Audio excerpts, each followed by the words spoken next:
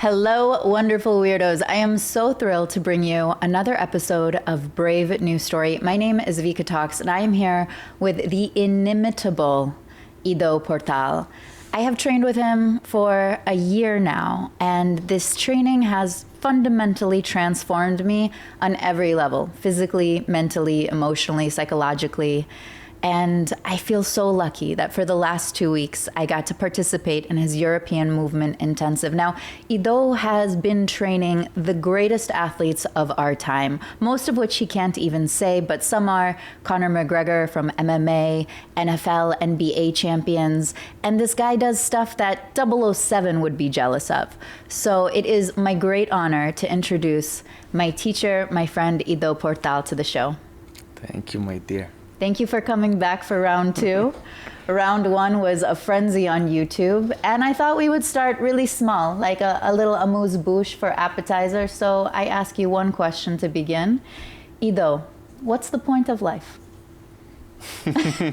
One little question. Well, I think we talked about it last time a little bit.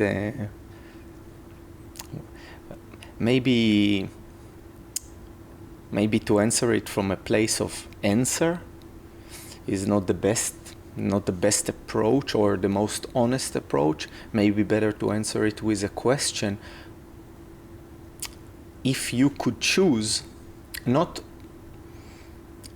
if you could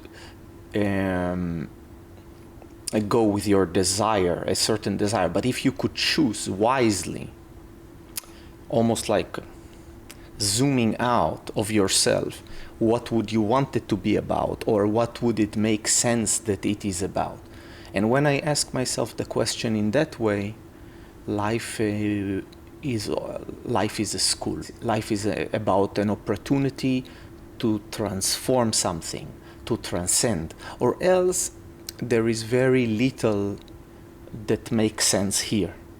The change itself is so evident in everything around us that it would make sense that at least through the current prism that I have, that this is what it's about. That's exactly what I was pointing to, is the word practice. Most people don't understand what that word fully encapsulates. And over the last 2 weeks, when we were putting in 13-hour days and 2-hour lectures, I started to understand that, wow, practice is life, and life is practice. And with practice, all things are possible. And without practice, you're fucked, is a direct quote I took in my notes. And so, can you share for those that have no concept of what practice is, explain it like you would to a 5-year-old. It's a process. It's not a fixed entity or an end or a goal even, or an end result, but it's a flow, it's a river which you don't really enter, but you recognize that you are in. We are processes. We are in practice. We are a practice. We are unfoldings. And the practice as an approach is a realization of that essence of life. We're not fixed. We're constantly transforming, becoming, and realizing and changing. But we tend to think of ourselves in some kind of a fixed way, which provides that being in space and time. If I wouldn't have that fixed way, I wouldn't realize time, and I wouldn't realize space as well as a result. So it's a product of memory, it's a product of, having a past and a future. And the practice is a present, is that present moment of unfolding and changing, which is never fixed, never stable. That's why we cannot grip it, have a tight grip on it. While the past we can relate to, and we can feel like there is a grip into it, like observing what happened to the past. It's it's a movie. It's a flick that we can watch, and maybe it transforms, but there is a certain sensation of like, I've watched that before, I know that. And the future is an extrapolation, which is also like kind of fixed. I create that, I project that, and I have a relationship to that entity. The present is untouchable, and the present is that practice. Then when you realize it, the next layer would be, okay, if that's the nature of things, and if I'm not fixed and I'm becoming, then let me enter and align myself with the concept of becoming now, being now, living now, not just existing, and having that as a primary interface to who I am. And this primary interface to who you are, the practice being at the core of everything. What happens when we try to say we're above the practice or we can control the practice? Well, that's the source of many of our illusions and unnecessary suffering and wasted suffering, and we do have some kind of, again, we take that illusion of a fixed entity, of an I, of who we are, what we think we are, of having a past, which doesn't sound bad, but then we are our past only, and that, of course, immediately, has a terrible price to it. And then a future as well, which is no less problematic. So yeah, that leads to all those illusions. Instead of being like a child again, but with a core difference of an intellectual understanding, a deeper emotional connection, and even an embodied connection to the concept of being in process, being in school, being in practice. Where a child, it is a reality that is not like self-realized. Yeah. It is there, it is present, that's the experience. Now when we reflect back to childhood, we realize that that is what was there. But then at the moment, it wasn't accessible to certain faculties inside of us. So not to be realizing that is limiting, is narrowing down. It creates expectations and broken hearts and disappointments and terrible agony and suffering, but not the direct suffering, the one that is so important for everything around, but more of a man-made, fabricated suffering, this Maya, this illusion of all. Not the deep sense of the Maya, the illusion of the senses, the deep layers of the illusion, which are also there, but more the illusion of the human mind, of the discursive mind. Yeah, the ways in which we lie to ourselves was one of the themes that kept coming up.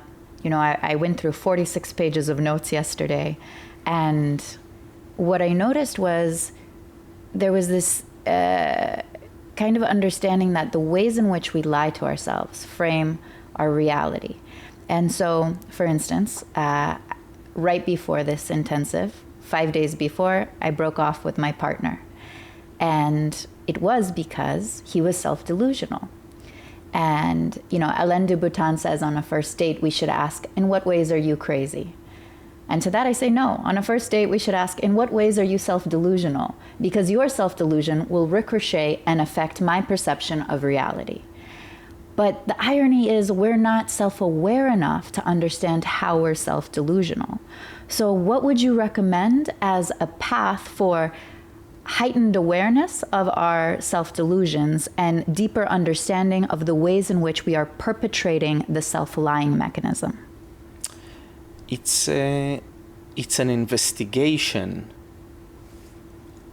maybe not investigation, outvestigation. also in, also out, maybe both direction at the same time, in the sense that we are the deluding entity. We are the liars, we are the lie, and we are the ones being lied to, all at the same time. So it's not as easy as you think, even when you start to work with this concept, because you keep on, you keep on making the maze more and more difficult as you're attempting to solve it. Yeah. And hence this starts to go into first very basic concepts of what we believe we possess or have that are starting this whole process together. For example, like having a life. So maybe it's not the best to assume that you are alive, or you wake up from sleep. Maybe it's not the best to assume that you actually woke up. Maybe you're in a different dream. Yeah. Or having stability, like to say I represents that. Maybe you shouldn't. And there are actually very simple practices like that, like not to say I for a period of time. And some traditions practice that, and some take it to very extreme measures. And having free will, which is again like a big thing now, more and more recognized and like supported also by the scientific side of things. And so all of these are related to the inability to come out of the lie and to see the lie, to see the price of imagination. And a practice is the discovery of all that, is the empowering of things beyond you, is the changing of your interfacing with the flow around you, instead of like that those decision makings that we think we take and those actions that we think we take. You are becoming much more of a observer, quiet observer, but while remaining functional in the way that you were functional before and more. Not to say that it is functional, but to say as functional as you were before those realizations and inner workings and more. Capable of seemingly producing, capable of seemingly conducting a chain of decisions and achieving certain goals. In reality, this is not what's happening. But by becoming more and more quiet and more observant, while not disengaging, not stopping, not trying to divert the flow of the river, the current of the river, not to accelerate it, not to decelerate it, not to try to row upstream against improbable, currents, but by staying afloat, also not drowning in some kind of ways. And that allows us to start a deeper investigation and to put the foot in the door and to start to create a space between you and the inner lies. The outer lying is we are more aware of. The inner lies are much more trickier to work with. Yeah, one of the things that comes up when you talk about that is this attachment also that we have to those lies. It's like a flavor of the week, like which suffering do you prefer most? Do you prefer the suffering that you claim you've inherited from your family or your culture or your society that you can't break out of? And so can you give us an example of a moment where you recognized you were caught in a self-lie, that you were attached to this suffering, it was feeding you, and then you cut it because you actually realized how toxic and unhealthy it was? Yeah, for me, maybe a big one was related to achievement and doing. Since the world around me, through my choices, again, not real not real ability to choose, or not a real representative of a free will or a capability of doing, but a fake one, a pseudo one. It gave me, in the relationship to the outer world, the feedback that I'm successful, that I'm capable, that I am achieving those things, that I'm capable of achieving physical skills, intellectual skills, money, financial freedom, relationships, or whatever I was pursuing. So that became a very difficult lie and a deception to work through. Because if I wasn't capable of,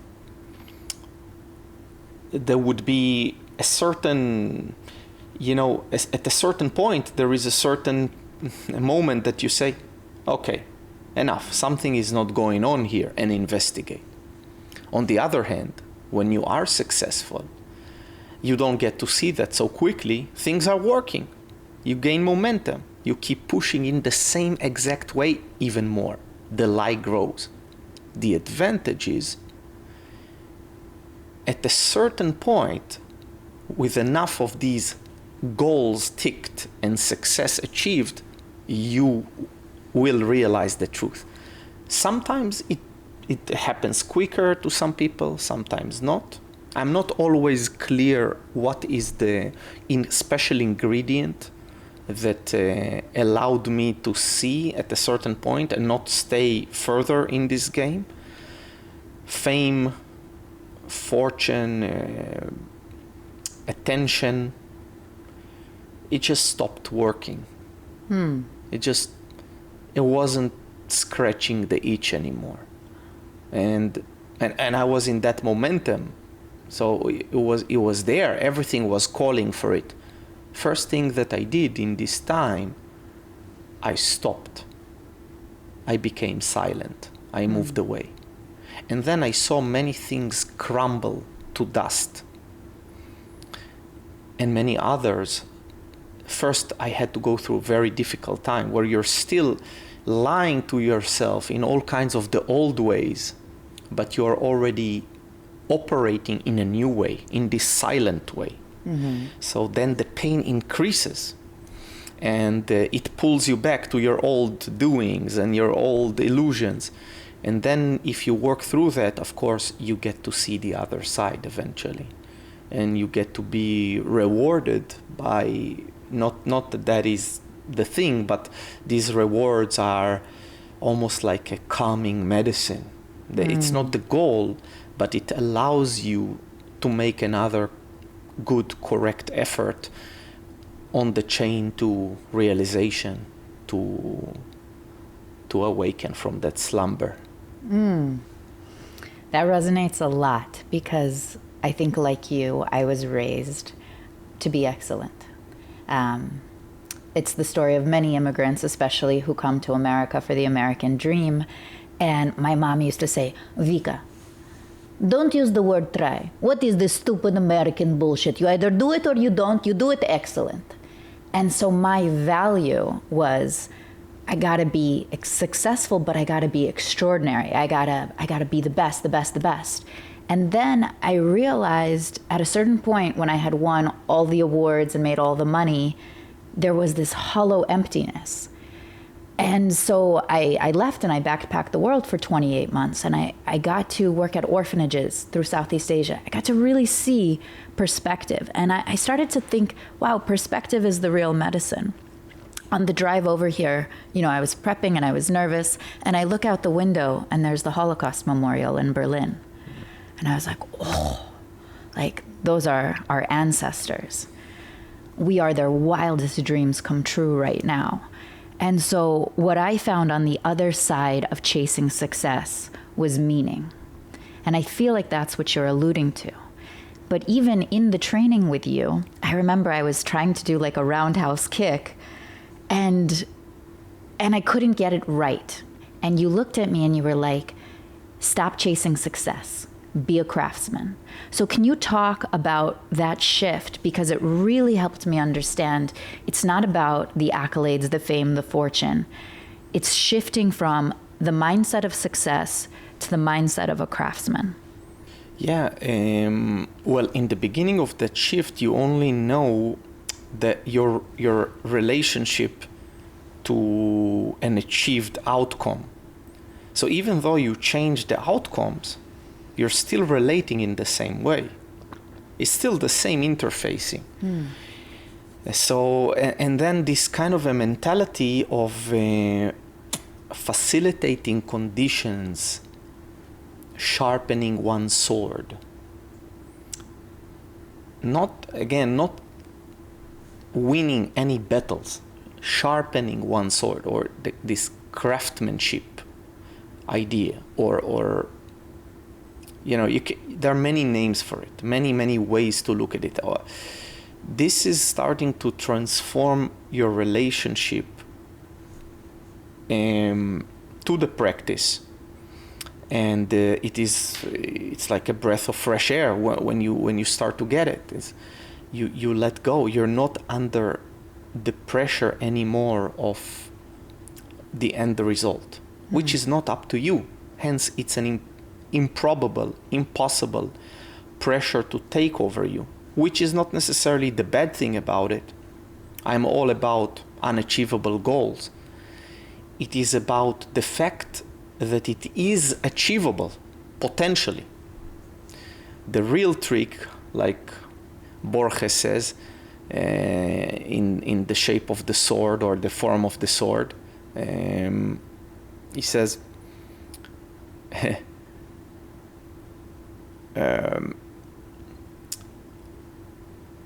improbable or impossible goals are the only goals of any interest to a gentleman, right? And that should not be distorted into difficult goals, which is what we usually do in our culture. Those grinders, hard workers, that are important. It's an important phase. We all have to pass through it, but if it just stays there, that's not what it is. That's not what is really the gist of it, the heart of it. It's about relating without any expectation of reward. That is dismantling love to be capable of loving. That is dismantling practice or living to be capable of, being alive, of doing without doing. By letting go of doing, you become capable of some doing, which is revealed to you, etc. Yeah, let's talk about this grind hustle culture, the suffering for the sake of suffering that is actually quite devastating to the psyche. What I really enjoyed when we were training was doing the horse stance, and how you said the more you release, the more meaning you find. And why do you think that this movement of you gotta grind, you gotta kill yourself, you gotta run 50 miles a day has infected the psyche of so many people? And what can we do to say suffering for the sake of suffering is not great, but suffering for the sake of self-development and meaning, that's what we should aim for? How do people make the switch from one side of the spectrum to the other? It's related to all that we've discussed, and it's a minefield. All that you've just described now is a minefield. We got to really be careful when approaching this, so we don't distort it in a new way, but actually stay with the old way underneath the surface. Suffering for the sake of suffering, that's not what the grind culture will say they're doing. They're suffering for a very clear goal. For example, self-improvement, which is not that much different than what we're discussing, seemingly on the surface, or suffering to become resilient, or all kinds, but those are still goals. And the example of the horse stance was such that I was offering it because there was no reward on the other side, actually. Because many people take the horse stance and they offer the reward. But here I was physically on the layer of the physicality, on the layer of that, I disconnected it from the reward. Even though there might be some possible rewards physically, I specifically didn't engage with it nor mention them. And then this strat I still connected somewhere else to a concept of working with suffering and with pain to discover, to unravel something in oneself. I'm very careful not to say to improve oneself. Meaning can be fabricated this as a side effect, but it's not for meaning. And that is a purity, like a child playing with something.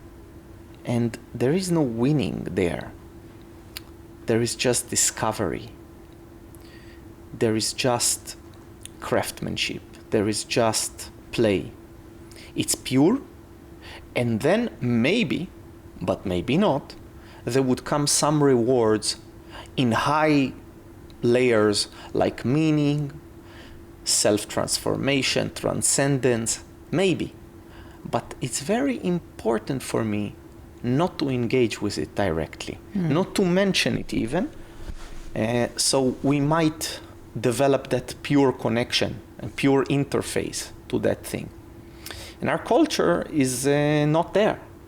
So everything seemingly is connected to some kind of an end goal and a result, and everything is explained, actionable bits.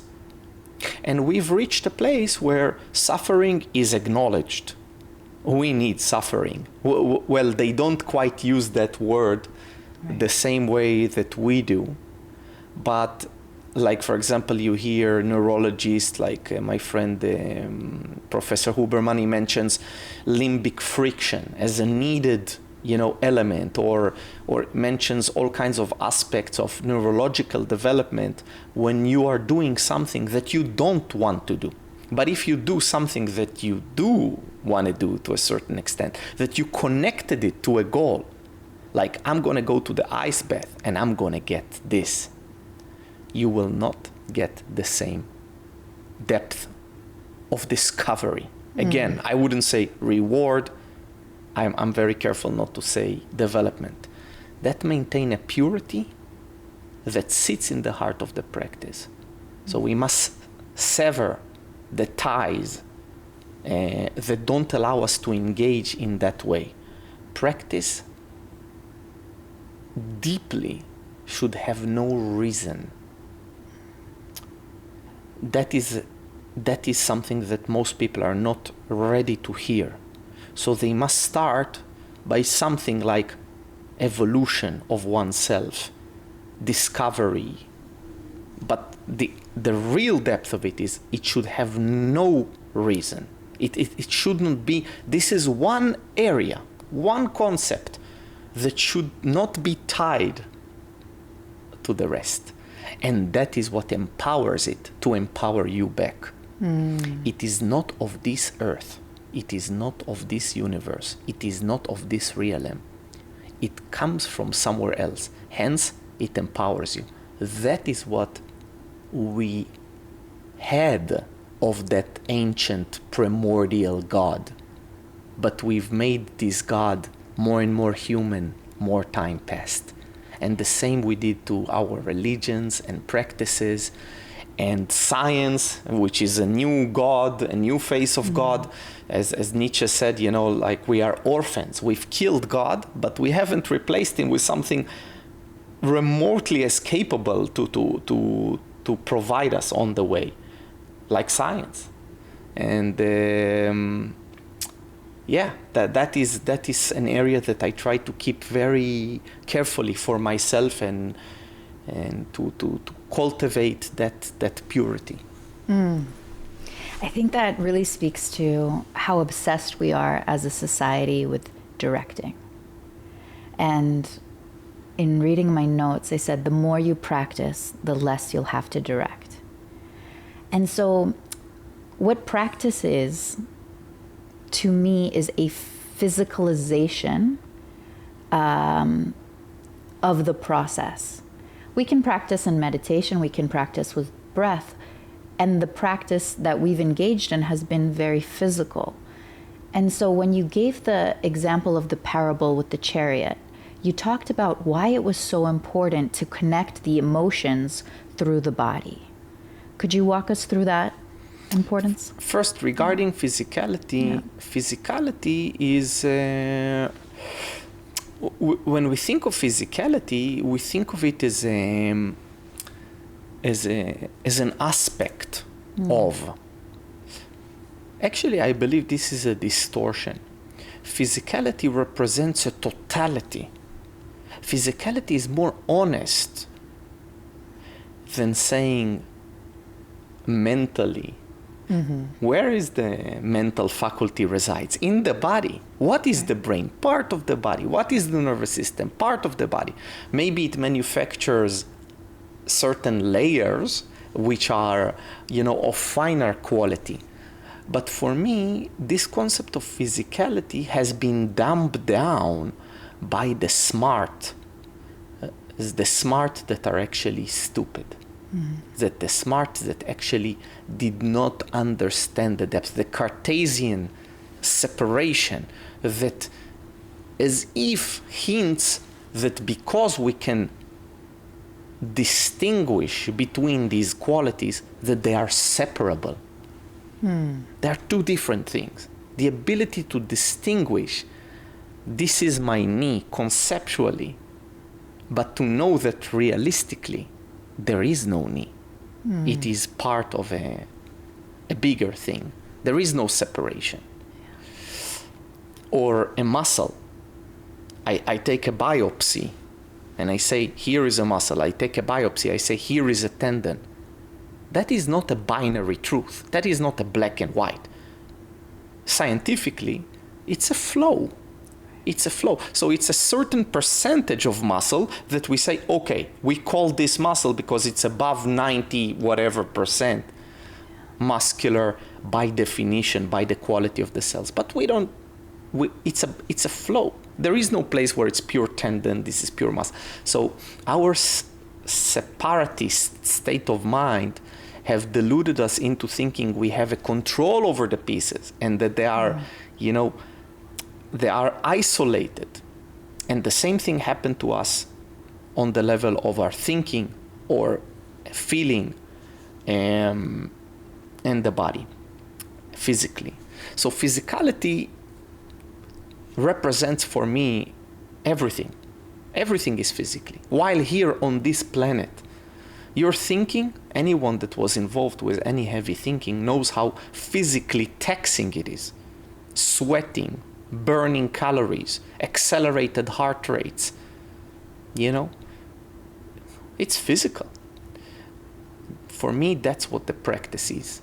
It is about action, total action, without any delusions of separation or isolation. And then, especially because of this time and age and state that the modern people come into, I take them into more and more bodily oriented things to show them that their isolation has been misguided. To say, you think you are capable of thinking? Let's have a look. Let's dismantle thinking. And to show that in a certain aspects, when the body is, the battle's neck, you're exposed for not being able to think as you do, or being purely associative, or, otherwise. Or emotionally, to show, you feel emotionally stable? You're not in the madhouse. You're stable. You're normal. And to show how that thing crumbles very quickly within a certain physical setting, whether it is slowing down your breath, or getting punched in the face, or having to resolve a mathematical, problem while other people in the room are competing with you for it, or receiving words of criticism, but in a certain aspect of the body where you cannot just say, I got you. You got to show me I got you. And you can't show me I got you because you don't get it. Right. So it's like you're incapable of solving the coordination challenge or whatever. And I understood that from a relatively young age, first intuitively and then later more and more, that I don't want to be lied to by my own brain. And I want that skin in the game, to quote Taleb, and I want that feedback of the tasks, the problem solving, and life itself. That is what is living about. We have a different concept of living. We've created this concept, but living is about that. It's a heart pumping blood. It's like, cut it open. What are you going to see? Or another example, we think of life as butterflies and, blue hair and, great outfits. But underneath the surface, we are making excrements. We are pumping liquids, lymph, and all kinds of stuff. Or take a puddle of water and take a drop of it and put it under the microscope. What do you see? Hearts and unicorns? No. You see everything fighting everything. You see the turbulence, the chaos. But then you see also through it, some kind of a higher order, right? Like some kind of an appearing cosmos, as the Greek would say. And I think that is where the physicality question comes up. Or sometimes I work with corporate people, big companies, people who are multi-millionaires and billionaires also sometimes. And I tell them, no, this is a much more real way to engage. This is much more practice-oriented way to engage. Don't get it wrong. It's not about doing handstands or doing push-ups, but they can be used to tie together a lot of skill and a lot of possible discoveries that you're going to escape in the modern way and state of mind. Controlling what you eat and interfacing and a challenge that is almost always present. I never took too much stock into those who could not show a control over that. Not a control, not a some kind of a, totalitarian control, some kind of a willingness to interface with that, with the difficulty. I never took stock in those that were not offering some kind of an effort to resist the illusions, the self-illusions and the lies. Wow. There's 14 different directions I could go from here. So one of the things that we talked about in class was homeostasis.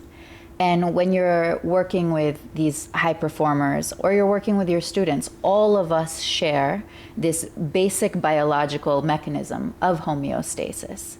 How does the practice prepare us for understanding how to maintain homeostasis internally while we're operating in a world of polycrisis? Yeah, it's not just about maintaining homeostasis. That was something that was discussed and mentioned by the early researchers and the ones who conceptualized this, and the work of Hanselier, etc.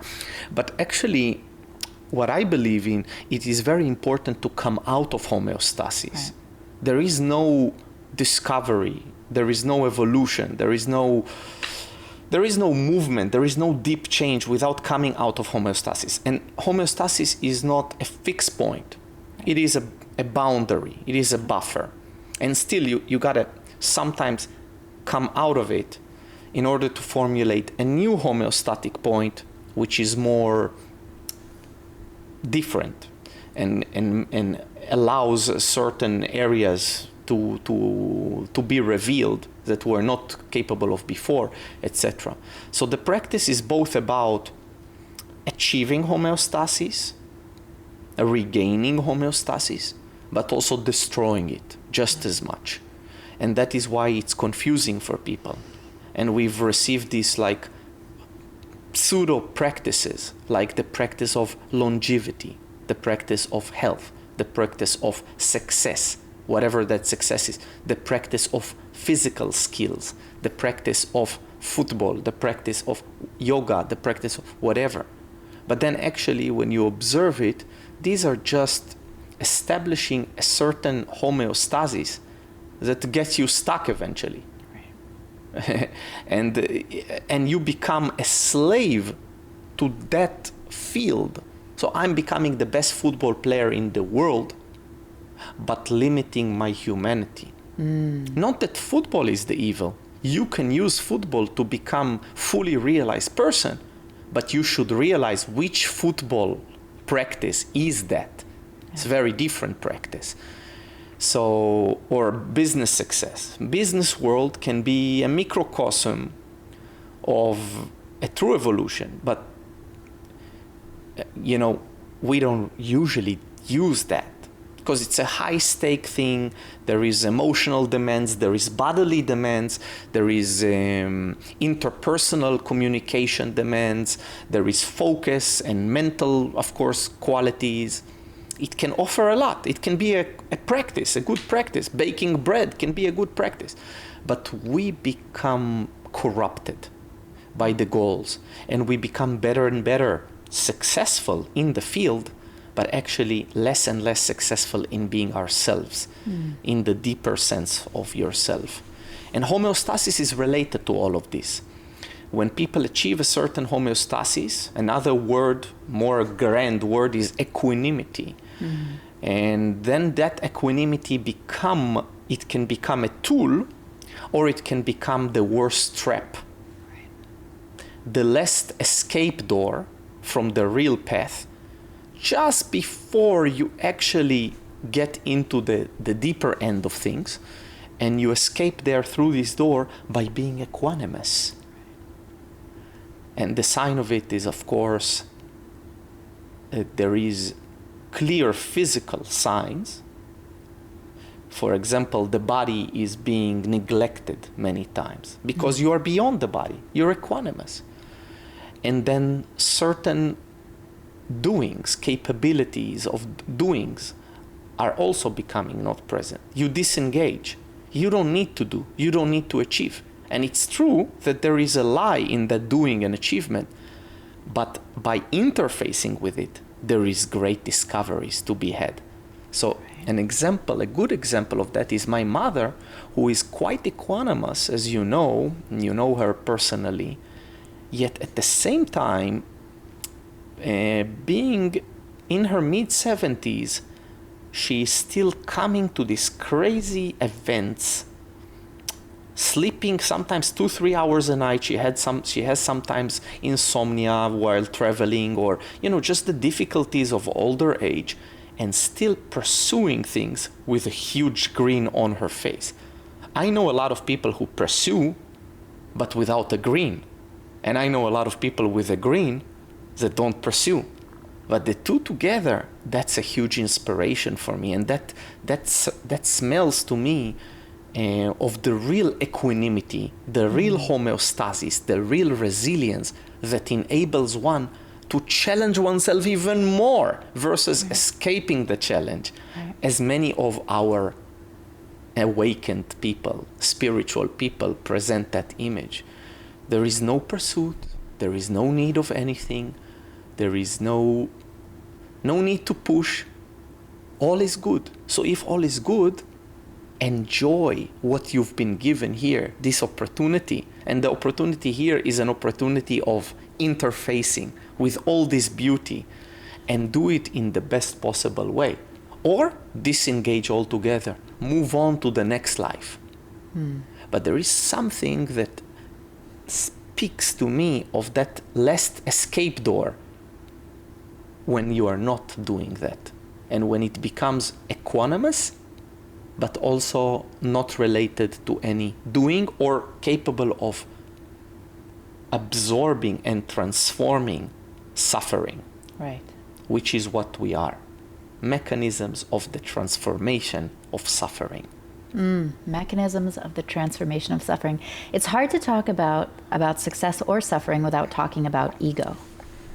And there is this movement that the ego is the enemy, which I don't believe, and I don't think you believe. I think ego keeps us alive.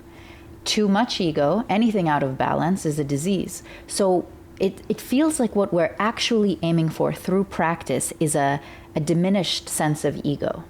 Can you talk more about that? Yeah, I also don't believe in that. I think also it's an oversimplistic state of mind. First, the ego is a division. It's a division that was used and conceptualized by Freud. And there are many ways to divide the cake. So it's like we take this cake and we say, here is a piece of the cake. It could be shaped very differently. This is just a way that you cut the cake.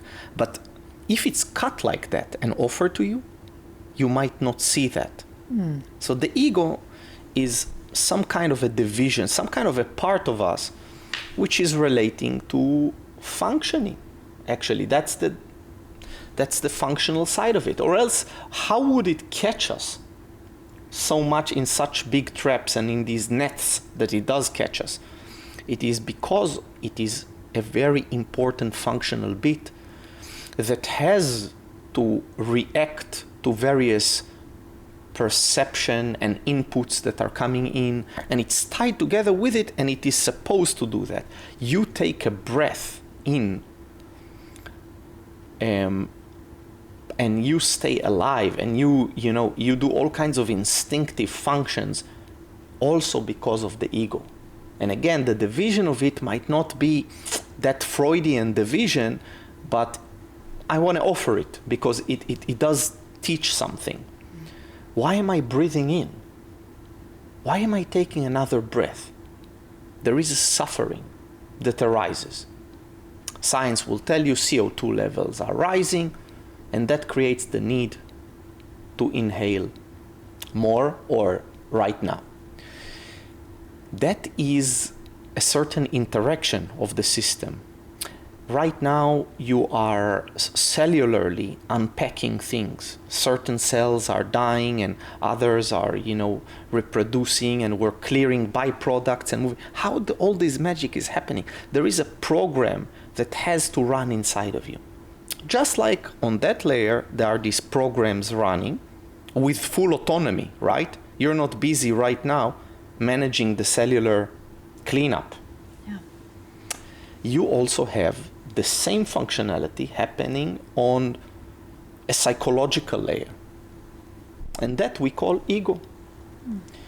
The realization of oneself, the protection of oneself, the ability to shrink and to expand, the ability to interface with other entities and create multiplicities, or to separate and become more mobile and less costly unit of operation. The ego is related to that. So the diminishing of ego is a concept which has in its source like truth and well, the word truth is not good, but it has some kind of an observation in the heart of it, which our egos, these divisions, took over and became dysfunctional units. It's not anymore about VIKA being functional. The personality of VIKA is an important code. This ego is an important code that makes you functional, etc. But now we replaced that, and we think that this personality is our individuality, that it is our true sense. And these words are different. They are touching one another. The example is, you put these clothes on, and they are not you in some kind of way. But they do take the shape of your body, which I can see. And then we confuse and we say, that's me. Right. Because they take the shape of your body. But actually, they're not you. Your body underneath is shaping the outer layers, those personality layers. Your true individuality is something that we don't even know, is something very deep inside of us that is surrounded by this ego and personality and takes a certain shape. Like, for example, you can see in my eyes or on my face my individuality. It is expressed in the physical form and in the way that I use words, expressions, etc. But this is also interfacing with functional layers of personality and ego, which are also touching it. So that's part of the practice, is to discover what is what, and to see, if we can distinguish and dissolve certain non-functional bits that must be let go, must be dissolved, destroyed, that are not contributing to us, but we've created narratives around it. That's why I'm successful. That's who I am. Or the question comes, if that's not who I am, then who am I? I'm lost at sea. Instead of seeing the beauty of that, who am I? I'm lost at sea. We become afraid. We go back. We hold on to that lie, to that fabricated thing, but it's at least give us the illusion of a fixed thing. It's the disease of nostalgia, as you talked about. Definitely, that's an example of why we love to become nostalgic and to hold on, and we hold on to our memory, to our past. I am not my past. I am not my memories. I am now here, and process unfolding. But we can't feel that. That scares us. Who am I? Who am I? I can't touch it with the same intellect. So I prefer to revert back to that poor thing, which is my past, my personality, my ego, etc. How much of that do you think has to do with our inability to navigate uncertainty?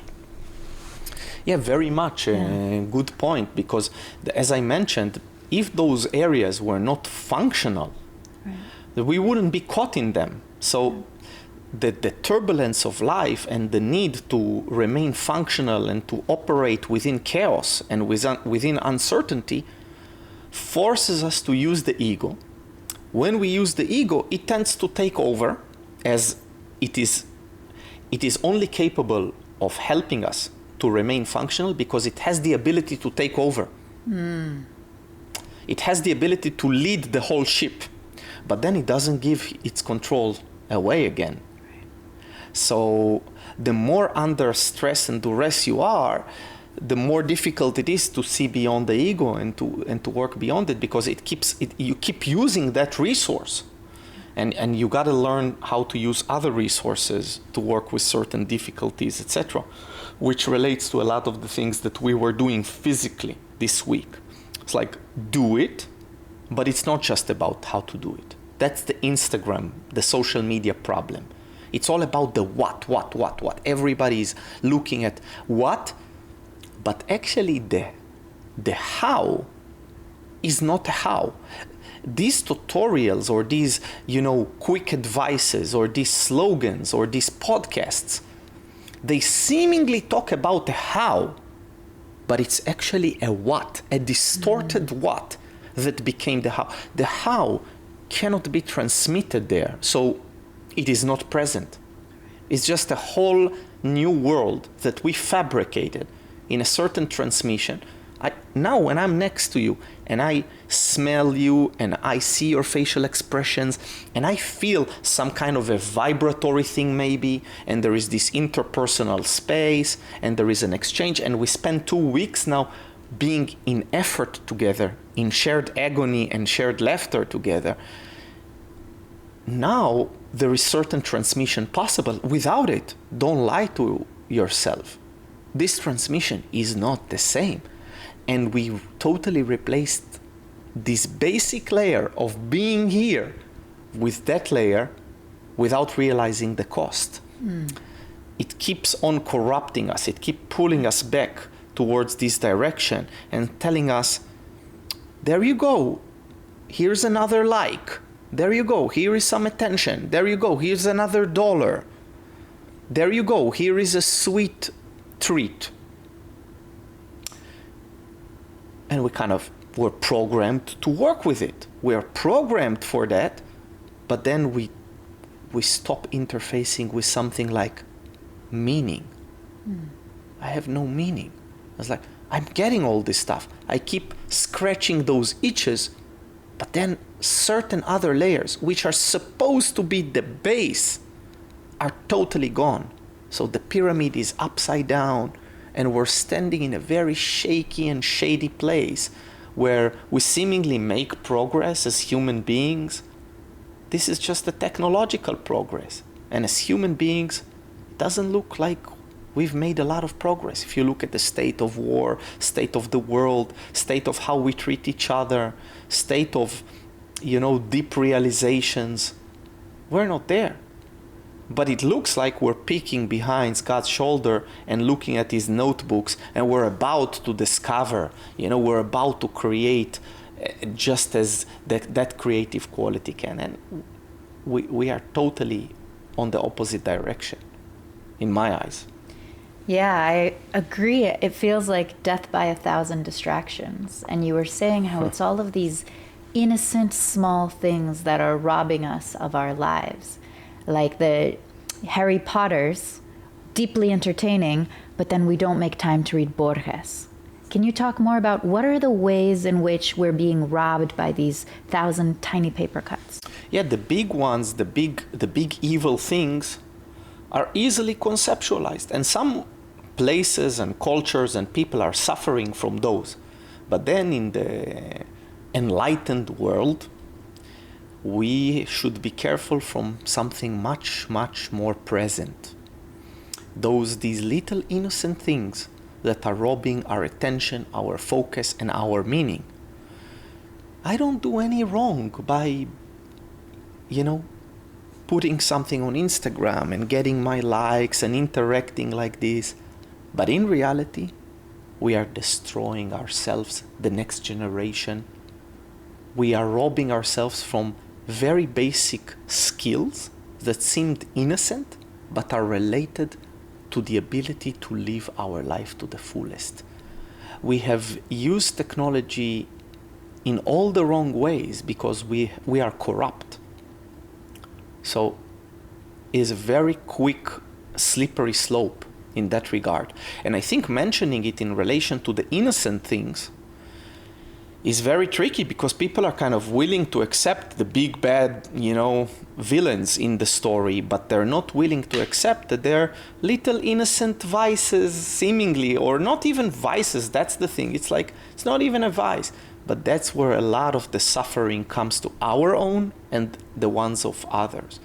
And this indifference is much bigger evil. And that's the opposite of love, not hate, right? So, yeah, I think there is a personal responsibility there that has to be applied and practiced. It's not something that, okay, I heard you, I know I'm going to make a change. It's more in relation to how am I going to practice my way out of this, to be able to see deeper into the not so innocent distractions and, meaningless things. What is something that you've given up that has been an innocent thing? A lot of things.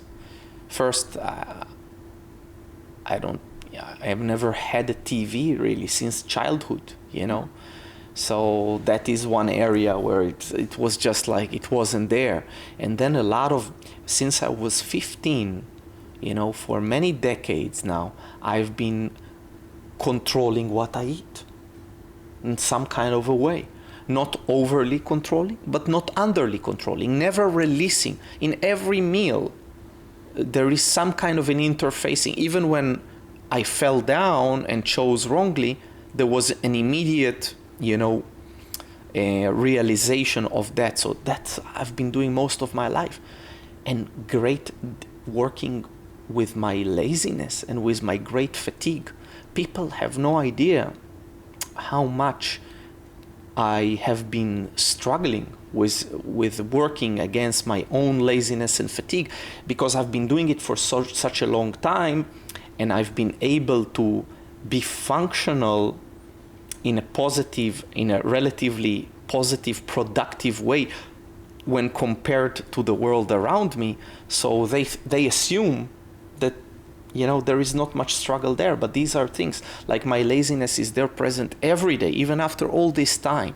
And the incredible fatigue and difficulties and darkness and addictions. Addiction to, it's a concept that is applied everywhere. I was never addicted to drugs, or I never drank alcohol or smoked, but addictions appear in many places. And even the addiction to the body and the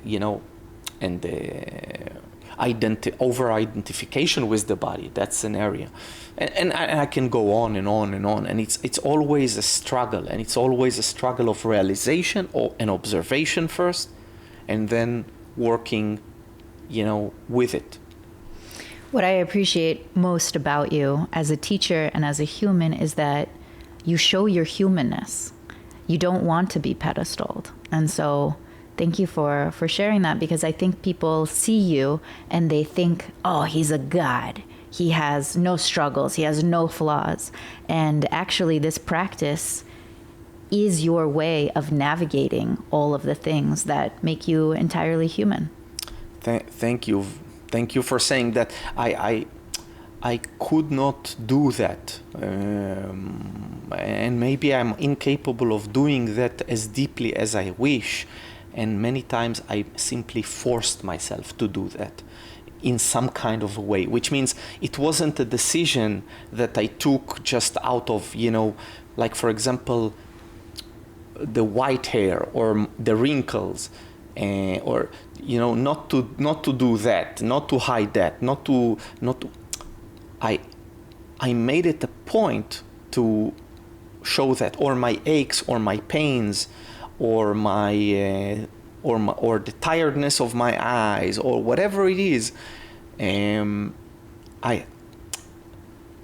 was important to me to force myself to fake it until I make it, to show my weaknesses, to speak of my struggles.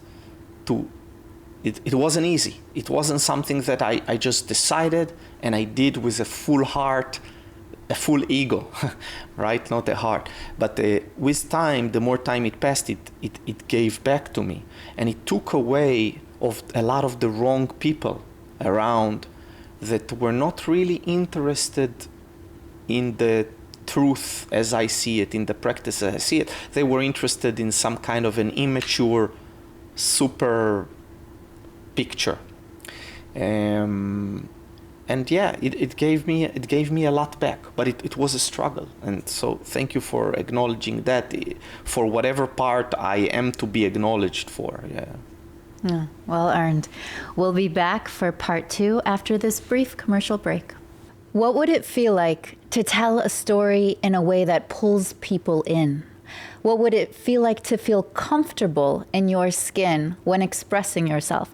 What would it feel like to know that you had the right story at the right time to the right audience? It's all possible with training. My name is Vika, and I am the founder of Brave New Story Advisory, where I've been helping executives and entrepreneurs for years craft and tell narratives for impact and influence. I have a course coming up, and I'd love for you to check it out.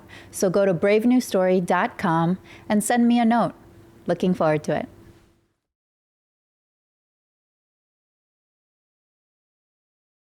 Welcome back to Brave New Story, where part 2 is going to go a little off script of what you would typically expect. We're going to talk about the stuff that I live for: words, language, narrative, love, and relationships. This is going to be about the intersection of relational intelligence, emotional intelligence, and narrative intelligence. So here we go. Ido, last year you did something that was such a gift to me. You let me share my teachings with you. And the response was that people wanted more of that. And so I was wondering if we could do it again. Because what I've noticed in practice is that we're pattern making machines until we disrupt the pattern.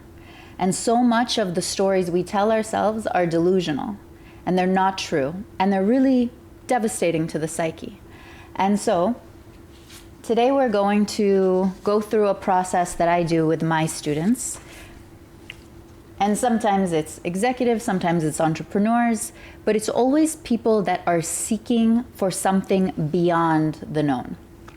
And so this process is really about recognizing, just like nature, there's creation and destruction, and it's always going in a cycle. Instead of staying static in our stories, instead of creating this complacency of, well, that's the way things have always been, what if we could take a story and bury it respectfully, be grateful it happened, and by killing that story, we're actually giving birth to a brave new story. And so I'll do this exercise with you because I'm going to put skin in the game. So on one sheet of paper, go ahead and write RIP at the top. This is the story that's going to be buried today.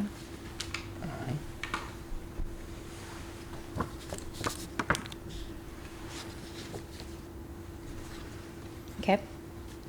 And on the other paper is, if you imagine your life to be a garden and you've just pulled out this weed of a story that's been sucking out vital nutrients in the soil of your soul, there's this gaping hole. And imagining that this ephemeral creature, your ancient elder, taps you on the shoulder and gives you a little seedling, a brave new story. What holds that seedling? What story are you going to put in the soil where the weed used to live that is going to grow with your attention, with your focus, with your dedication? This is your brave new story. Beautiful. All right, you want to go? Yeah, I actually pulled the trick this time because it's somewhat of an important trick. Something that I also had quite a few discussions with my mother this past few weeks. So what I choose to bury is the story itself, the concept of the narrative, of I am a certain narrative, or I am the storyteller, or even the narrative is more me than I think, than what I think is me. Because it wouldn't make sense to keep on replacing stories again and again and again. At a certain point, you see beyond it. And then the brave new story, it cannot be a story. So made me wonder, and thank you for that, because then I could have left the page open. That was one thought. And then I thought, maybe that's a cop-out. And then I said, maybe the question mark would be a replacement of that, because both the emptiness of the page and the question mark are not really narratives, or cannot function as narrative, which is what I want to achieve. But then I chose this symbol combination of symbols, which I kind of changed slightly from a concept of language that contains only one symbol. And the idea here is the circle represents observation, the marking of something as separation. And the act of observation itself, is a circle within a circle. And that's a concept that has been developed and worked on in a book called The Law of Forms by a certain mathematician that worked on it. And it impressed me when I saw it. He doesn't use the mark of a circle, but he uses a different mark, some kind of an angle. But which I see the benefits of, but for the sake of simplicity, I use circles, and I created a circle within a circle. Observing, the act of observation itself equals nothing. Nothingness. The fullness, nothingness. The shunyata, that kind of a, and that is really the only acceptable story that I wish to interact with and that I wish to possess. It puts the responsibility into the observation, but it disarms the illusion. And it shows how it gives rise to illusions. And that is something that I wish to take over the narrative and to die as a narrative and to be born as a witness or to be born as an observer. And one must die first in order to be born. We discussed this the last time, so maybe that's more suiting, and that's a pursuit of the whole lifetime, really, and something that I wish to interact with. Mic drop, the show's over. That was, you said something, all the models I worked with were wrong, but they all worked. And I think about that with storytelling. The more I teach storytelling, the more I teach communication, the more I realize it's actually the invisible. It's actually not about definitely the top 10 hacks to be a better storyteller or even the deeper versions of identity level stories. It's how do we disengage from the attachment to always make everything a story. And you captured it so beautifully. I'm probably a few decades before you in my releasing statement. But for me, the narrative that I would like to bury today is that I will be devastated by this breakup, and it will take me years to come back to myself. It's very hard for me to open my heart, and I'm having an experience where I realize that if I don't see the wisdom in the pain, if I don't see that there's a tremendous amount of lessons, I'll just shut myself down again. And so the brave new story is that I trust myself in love. I trust myself to love, and I trust my discernment in finding who will love me. And that's not something that I could have said 11 years ago when I was in a fairly abusive relationship. And so that feels like a more generative narrative to live by. So that's mine. Great. I love it. I love it that it's also pragmatic and honest and humble, and it's we're all works in progress, like under construction, and that sounds like still a letting go of. As long as the hand opens and something can fly out of it, instead of grasping for a more elaborate story, more detailed story, you're on your way. And I think like also what I mentioned, it's not too easier said than done. It's to put it there is one thing, but to apply it every moment and to apply it into my days, that is the real thing. That is the real task. That is the real practice. It feels monastic. It feels almost impossible, which you said is the highest goal to attain. And I wanted to ask you, what is an impossible goal for you?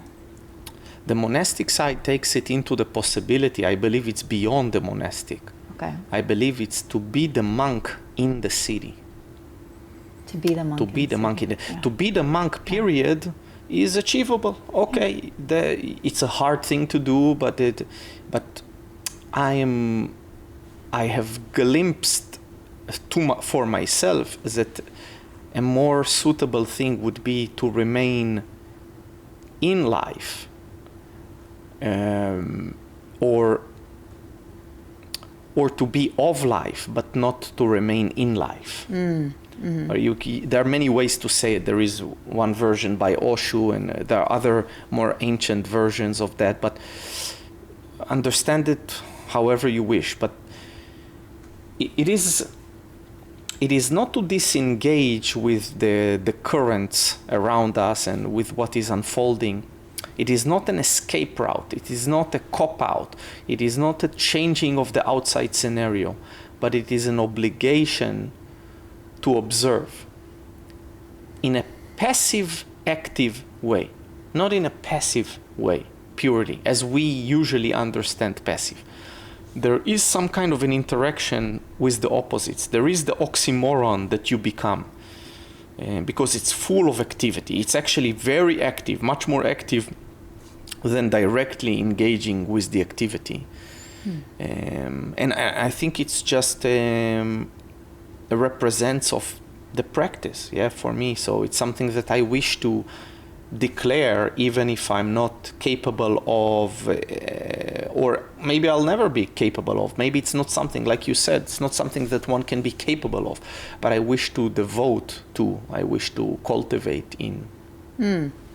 Thank you. It feels like the image that comes to mind is yourself as an empty vessel with all the bullshit floating outside of you. Yeah, there is the emptiness that enters within you, and also, again, there is a fullness in that emptiness, and you're becoming a conduit, and you're a transmitter for sure. You're allowing things through. Yeah. You're not doing, but you are still actively allowing things through. You are becoming transparent, gray on gray. Yeah. So the thing that really struck me was your kind of love-hate relationship of words. On the one hand, you love Borges, and he's a master at the craft of words. And on the other hand, you acknowledge that words are incredibly limiting. They're like blunt force objects, rocks that we're supposed to eat with. And the language is all we have. So how do we navigate the limitations of words as we try to understand ourselves and understand each other through the process of language? First, Borges was one of those who realized that. A man of words who realizes the danger of words and was warning us against it, as Yukio Mishima, as others as well. This has been discussed by philosophers and authors, etc. Philosophers of language, this is one thing, but to be an author, to be and to warn against words, that's another. So it's not something unique to me by any means. It's something that I took on and understood, and I think it all starts by realizing the danger. Realizing and respecting the danger of language and words, how they took the center stage of our being, that not much exists in our day-to-day, moment-to-moment perception besides words, and that's a devastating thing.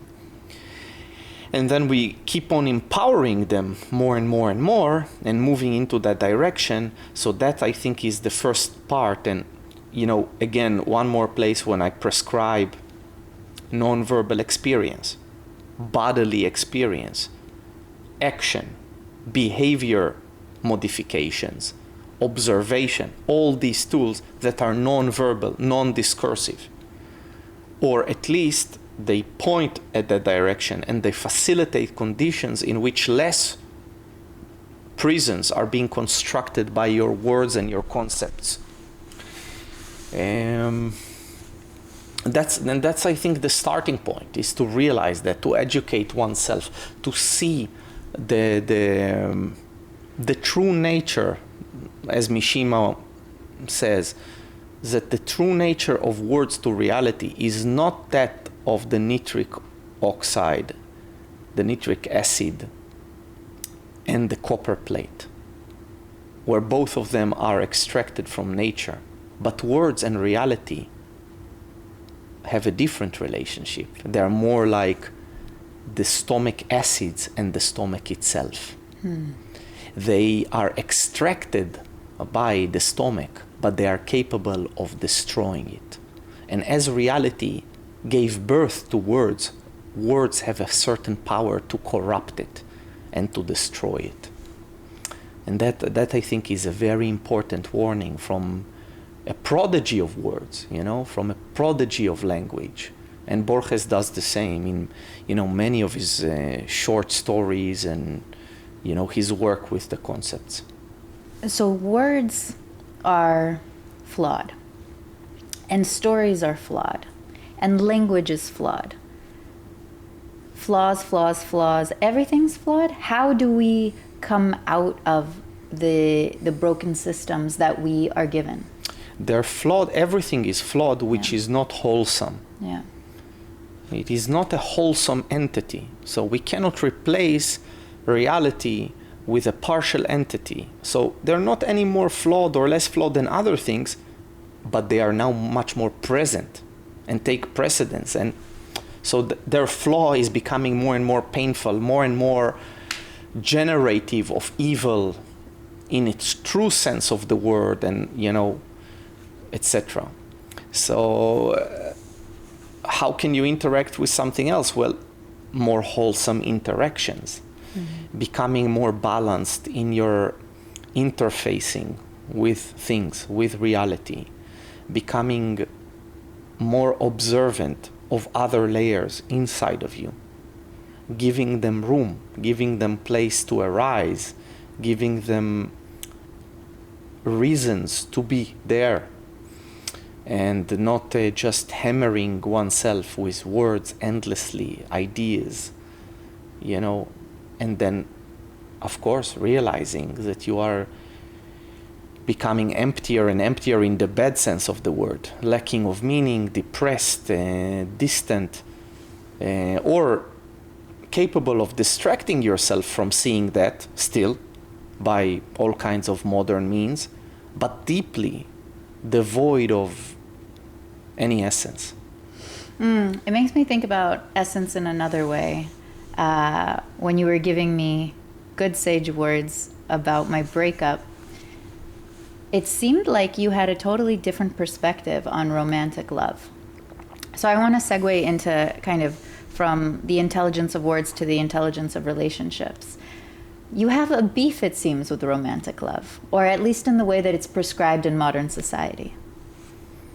Yeah, we talked about it last time quite a lot. You asked me about it, and I think we've romanticized love just like as we romanticized everything else.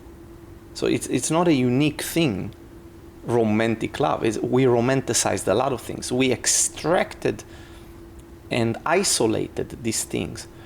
And this is not, in a deeper sense of the word, any love. We are not seeing the truth of that romantic love. Right. It reminds me of the old children's question, the riddle the children ask themselves. And I'll ask you, and it's so simple, yet it points at something. Does the fisherman loves fish? My dad was a fisherman. Yeah, he really loved his fish. So why does he catch them? Because he likes his pleasure more than he likes his fish. So So your then first answer is wrong. not. Okay. And our romantic love Yeah. is mostly stands on that place. All right. Possession. That's one aspect of it. Yeah. And there are others. And we want to, it's just an extracted pleasure for ourselves. This is not, but we know other flavors. The most common flavor, not everybody knows it, but it's pointing in the right direction, is the love of a mother. That is not representative of the same thing. When it is there, when it is, because what does the mother want? The perfection of her daughter or son. Yeah. Well, that is often again, distorted. She wants her concept of perfection.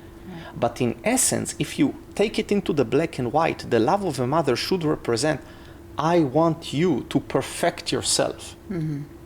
Well, the perfection might never be achieved, but we can say discover yourself. Yeah.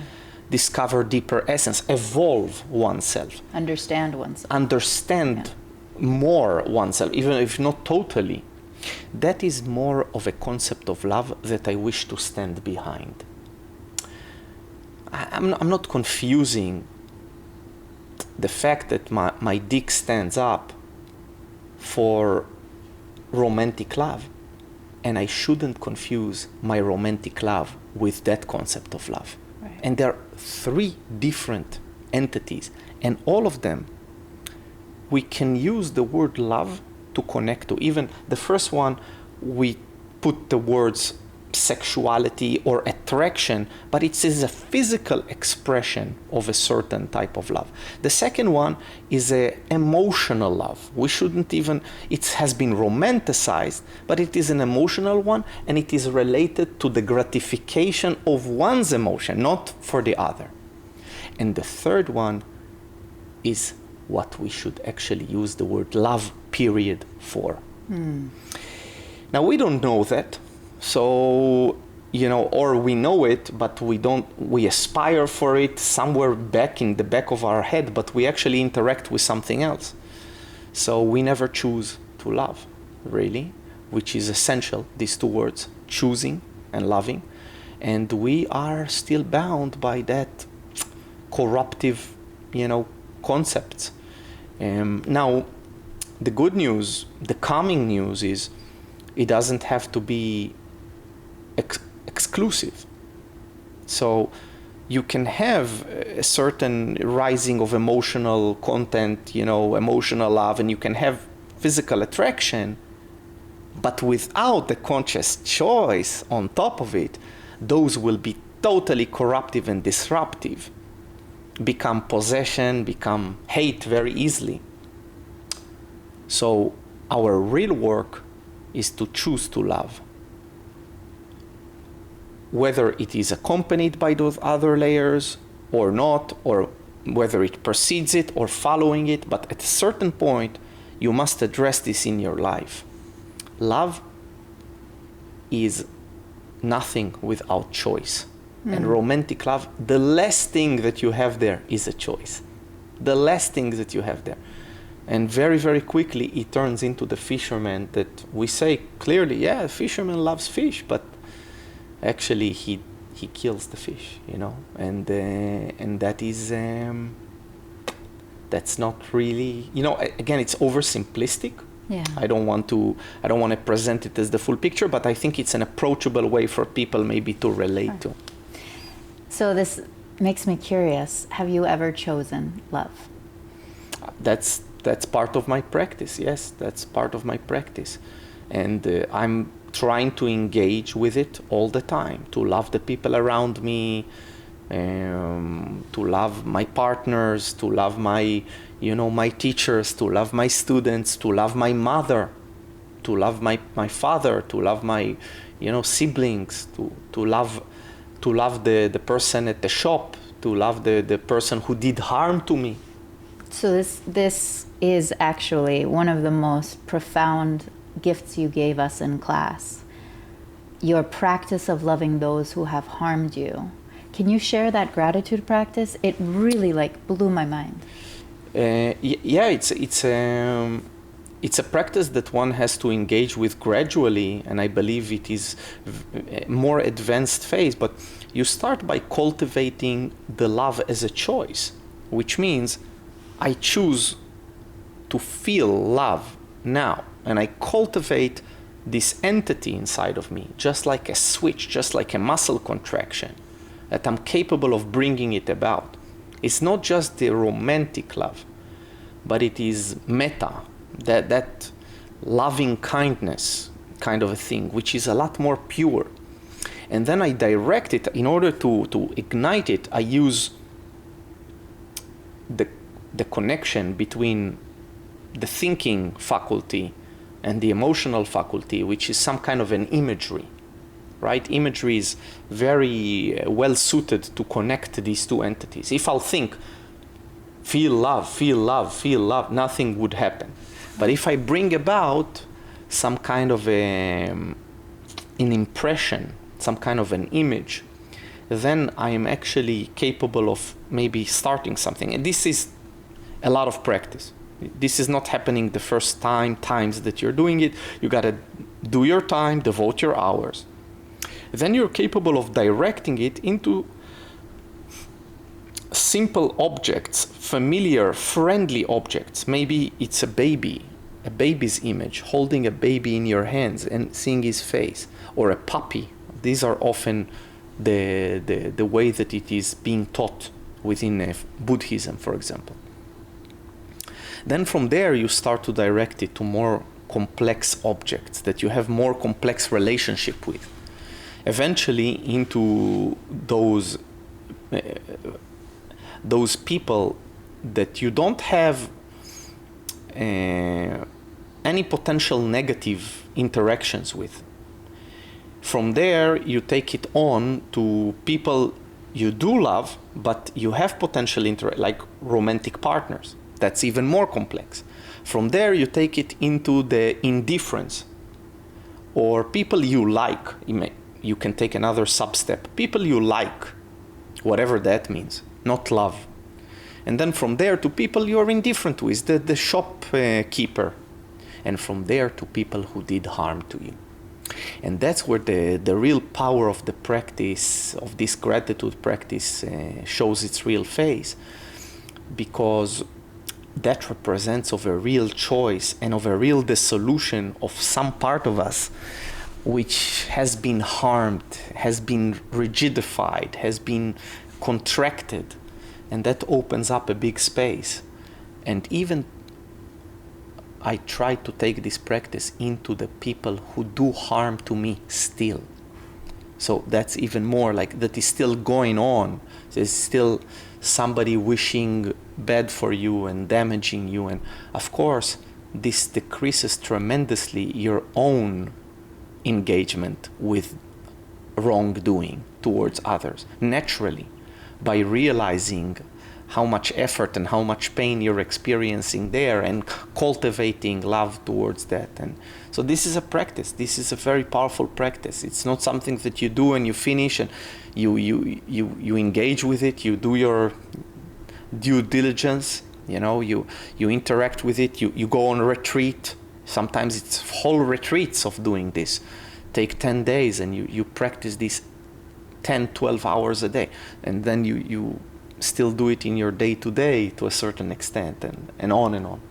No, it's absolutely incredible. You said, like, it won't happen in the first 100 times, maybe the first 300, but 1,000 times of giving gratitude to those that have harmed you, you'll see a shift. Yeah, the practice teaches you that. That without having all those simple practices throughout my life, I wouldn't have had the understanding and the belief that one can cultivate such a gratitude. But the practice teaches you everything is practicable. Everything is malleable. Adaptation happens on all layers. So I have a bone to pick with you.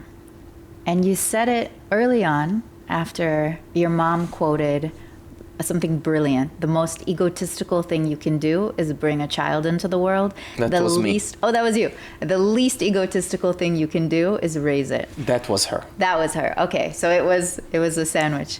And then you very openly shared how you're not even sure if you can wrap your head around bringing life into the world until you are at a specific place. And the reason why that struck me was, holy shit, you're one of the people that should be bringing life into the world because you do so much deep work on understanding yourself. And second, one of my best guy friends in Lisbon, Russ, echoed the same thing a week ago. And so I was like, oh, this is becoming a pattern amongst very intelligent people that I really respect, which is ironic because people are having kids left and right when they don't even think about it, but the people that are really thinking about it are terrified of it. So can you explain that paradox? I like that second part. I cannot accept the first one.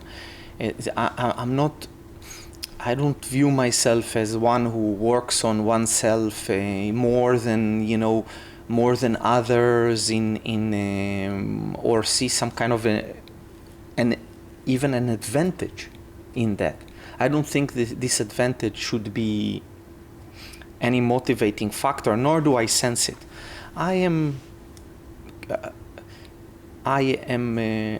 as everyone I interact in my way, the way that I view things, but I'm not superior to anyone in this interaction, and I'm not trying to pump something up or to speak in any kind of tricky way that actually means something else. I really mean that. But the second part that you said is more humble and more like true, and that is, if a lot of times people bring children into the world, haven't devoted a large process to that. It is in the momentum of life. Certain pressures, biological pressures, certain timings, age, certain behaviors, growing up in communities, your own parents, etc. And I think that is not a good place to involve another entity into. I'm willing to sacrifice a lot of myself, but I'm not so quickly will do that with another entity that I'm going to bring about here. And until that is not resolved, and that remains an open question and an inquiry from me, I prefer to take the burden of not bringing a child, and maybe even missing a window of bringing a child, but remaining honest with that side of things. That is not a decision. That is a decision not to make a decision. Which is making a decision. Which is making a decision. Yeah. But it is a decision in the present moment. Right. It is not a decision that is fixed. Mm-hmm. It is an open thing that until it remains open, I cannot act as if it's not an open thing. I will not. And that is maybe the only difference in that regard, that I've put some thought and idea into it. And maybe it's my own weaknesses that allow me to do that easier than others. Maybe that's just my orientation. But it has satisfied a certain calmness inside of me, I remain with that inquiry and that openness. For the record, I think if you do decide to be a dad, you'll be a phenomenal dad. And I'll babysit. Thank you. One of the things that surprised me about the practice is how deeply interpersonal it is. And a lot of work on reaction. A lot of work on being able to create the space between the impetus, Frankl talks about this, and just sit with it, observe the self, and not have a knee-jerk reaction. And I found myself doing this with my mother, and you with your mother. It's the ones that we feel the safest with often are the ones that we react the strongest to, which is a shame because they take it and they shouldn't have to take it. So can you talk to me about how the practice focuses on non-reaction and observation as a means of building deeper relational intelligence?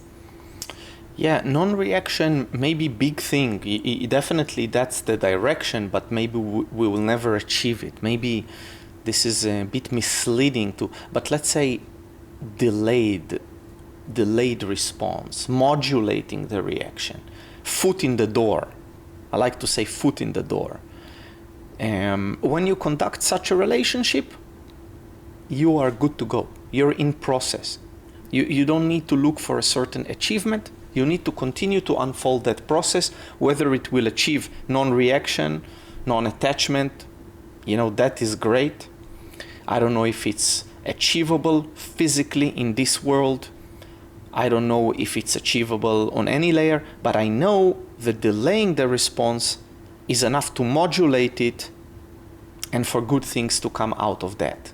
discovery, you know. So I think that we have a lot of redundancy in our system.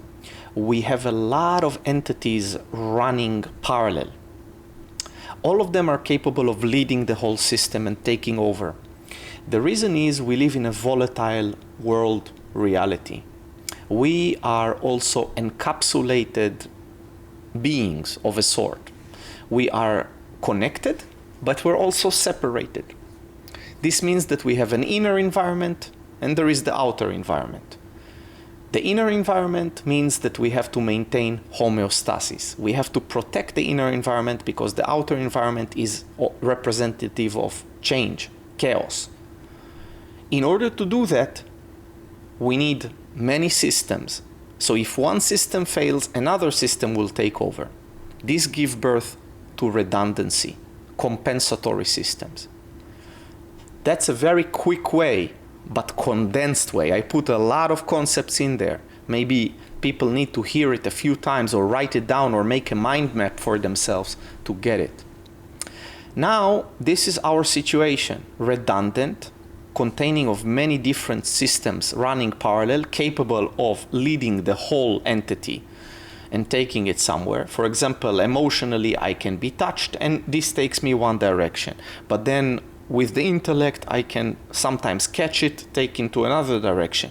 And then, you know, the body, and there is instinctive functions and all kinds of things that take over and do things. So I'm much more complex than what I think I am, especially in relation to the word I. That's the lie. There is no I. Man is a legion. So there is multiple things happening, taking over, and no stability because redundancy. Now you understand reaction. Now we can start to understand reaction. All these systems are connected to the outside through input. When something happens, they should be able to respond to that input. They react. These systems are protecting something on a very immediate and short-term thing. Some of these systems are incapable of modeling something more complex, long duration, you know, our lives, our philosophy, our what, our why, our how. So they're just all the time jumping and reacting, jumping and reacting. You hurt my feelings? Boom. Actually, if you think about it, even something as simple as you hurt my feelings, if what you said is correct, I should take it and work with it. This is great. I shouldn't be hurt. If what you said is bullshit, then I shouldn't be hurt by it as well. So why am I getting offended? This represents of a certain reaction. It doesn't make sense. If you look at it, it does not make sense. The same thing happens with all kinds of unpleasant things inside of us. They do not have much more use or meaning than modulating a certain behavior in the immediate sense. I am uncomfortable sitting on the chair. I shift to a more comfortable position. I become comfortable again. Mm-hmm. No, we are now shifting in the chair endlessly with no relationship to the discomfort. We are all the time uncomfortable. Right. This is the hijacking of reaction instead of placing reaction where it needs to be, this immediate thing. Why am I offended? So I can correct something. I feel offended and then I see the truth in it or not the truth in it and I move on. We got stuck on being offended. Why am I worried? I think I left the kettle back home. So either I stop the interview, I go home and I turn it off, or I leave it and I say, when I'll get home, I'll see what's there and I'll take care of it then. But if I got stuck on worrying, this serves no purpose and I can keep going. This way we can dismantle any unpleasant thing in our life almost, and this is tied to the reaction. Yeah, and it's the disease of woke culture, the offensiveness, the inability to say, I remember somebody said something to you, you're like, you're right. You know, like, What if you could just diffuse that offensive moment, be like, sure, you're entitled to your perspective. We got to construct a practice. It's the same antidote. And this can be individualized, but we can also start from more general templates. But first thing that is needed, observation.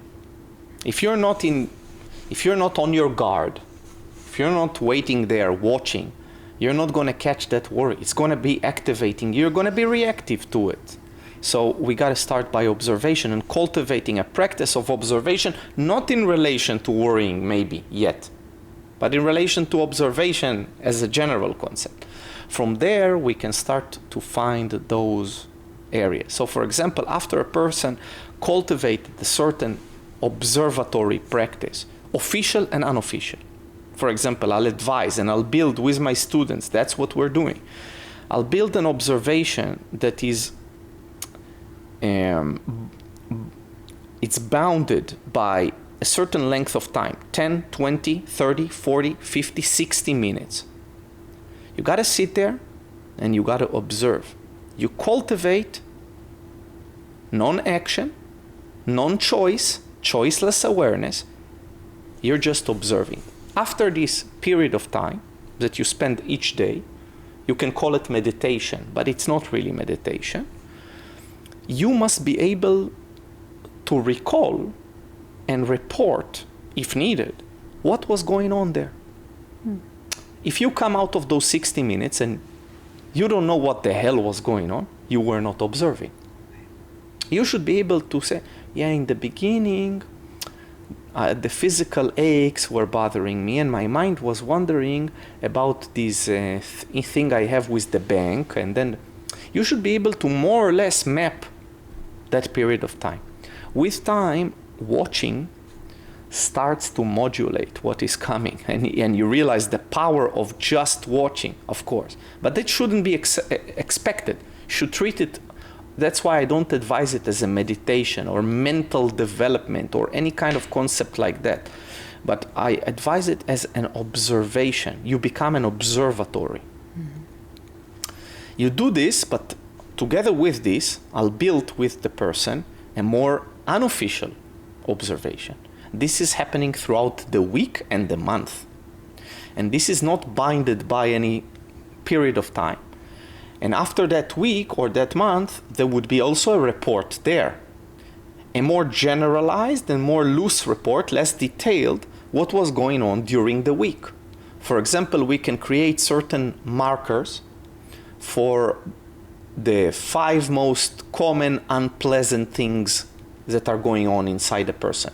Maybe it's boredom, agitation, worry, and jealousy, or whatever you choose. And then you can give a mark to each one of them in the end of each day, just to pull it down to numbers and to pull it down to something graspable. And that means just by engaging with this task, you have to observe. So, because I'm coming in the end of the month in the online platform, and I receive a report and I say, Vika, this is not a quality report. So go back another month, do it again, bring me back more details. Yeah. Or if I'll watch and I'll say, this doesn't make sense. From one hand, you said that this is going on, but then there is something that doesn't make sense to. And like this, we start to work on it, observing. These are 2 beginning practices to start to build observation. Then later, as we practice this, 1 month, 3 months, 6 months, a year. You have a catalog. Yeah. Wow. And you started to build an observatory. And actually, you don't need to do, I don't need to direct your actions. You will dissolve what needs to be dissolved, and you will be working with whatever needs to be worked with. Now, this is what I'm offering, both officially and unofficially. When I send you to do a practice alone in the park, that is what is arising there. So my way of doing it was partially to offer officially these directions and to talk about it in my monthly lectures, but then to also put the responsibility on the people to actually engage with it and not map everything there. But many people did not understand. And that is really what the heart of the transformation of the practice. And you can see it if you look around at the more advanced, experienced practitioners. This is clearly seen in the events. You watch someone like Andres, of course my mother, Odelia, other people who are coming in and they're transforming. Even you, this event, you came in and you're not as experienced as many of those people, but very capable still and very, potentially very loaded. Like you have a lot of potentialities. And you were, for example, not engaging with talk in the same way that you have in the past. There was a lot more observation on your side, which showed maturity. Because it's very easy for you to play that game, to talk, but you chose differently. There were other examples. And this starts to create modulation of those reactions and allows you, to start to take over your life, your self-transformation, not in a directive, hard way. I'm not going to give you the end result. This is the good man that you wish to become. That is not up to me to say, not up to anyone to say. But it is about a process that will unfold it naturally inside of you. Yeah. Wow. It brings me back to this moment when, and thank you for the kind things you said. I really do feel that this has been the most transformative year of my life, whether it was moving to Lisbon or starting to train with you or the confluence of two of those. I have never felt so aware of my reactions and have a greater capacity to create space. Like for instance, yesterday, I was coming out of the spa. I was in a great place and I got a text from the ex. And it immediately triggered this like frustration and pain and rage. Like I asked for 6 weeks of peace. You couldn't even honor a simple request. And then I heard you. It's like Ido is on my shoulder. And it was, if you react, you are a slave to your emotions. Something of that sort. And I just thought, I am not going to take the last 2 weeks of hard work and throw it down the toilet. I have agency over how I choose to interpret this. How can I cultivate compassion? He's also hurting. And this happened in the span of minutes. By the time I got in the taxi, I was fine. I was back to my note cards. And so that's when I saw that this practice is not what many people think, which is, oh, I'm going to get fit. Or it's just, primal moves. Or it's actionable bits. No. This reaches you at the core of yourself. It enhances your essence and it teaches you who you really are if you commit and totally hand the reins over. So, I recognize how easy it is for people to start something and quit, but I have made a commitment to do this for the rest of my life, because if this is what is possible in a year, I can only imagine what is possible in 10 years. It's not easy work, as you know. It's always difficult, but it's rewarding when you put in that honesty. And it's nothing to do with me or it's about I'm just trying to facilitate certain conditions in which people can interact with that concept of a practice and share around something and work with it honestly. And I want to create an unescapable space, as we often mention, where the work of our lives can be started. Or for God's sake, let's just start at a certain point. Stop just drifting around in between things. And this is just one such space. I think it's unique. But I think it's not unique in any style, I think it's unique in the essence that stay. That thing that is so difficult for people, that loyalty is loaded and this is loaded and they keep on drifting around and switching and changing, and there is not a lot of voices that say, stay. There's something here. It's you. When are you going to say, stay with myself? I'm going to, And that's very rewarding and powerful. Much more than our concept of freedom, diddly-do freedom, which is the real jail. The real freedom comes from the shackles that we are exploring. By placing ourselves in the shackles, we say, enough with the illusions of freedom. Now here, the illusion of a shackle. And then actually researching the possibilities of real freedom, Right. when the illusion cancels the illusion. Oof. You know? When was a moment that you felt most free?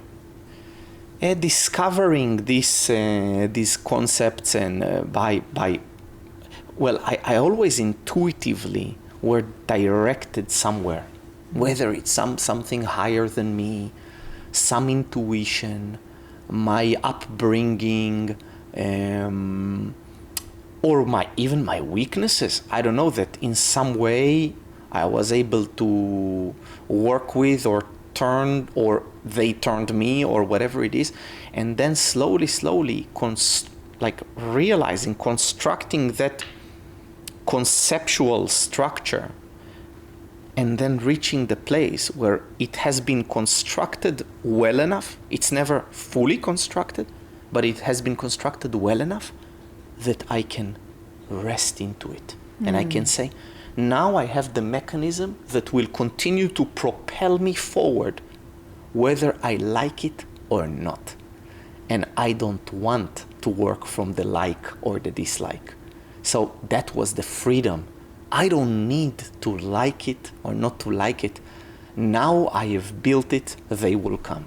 It is the true essence of that saying. I love that so much.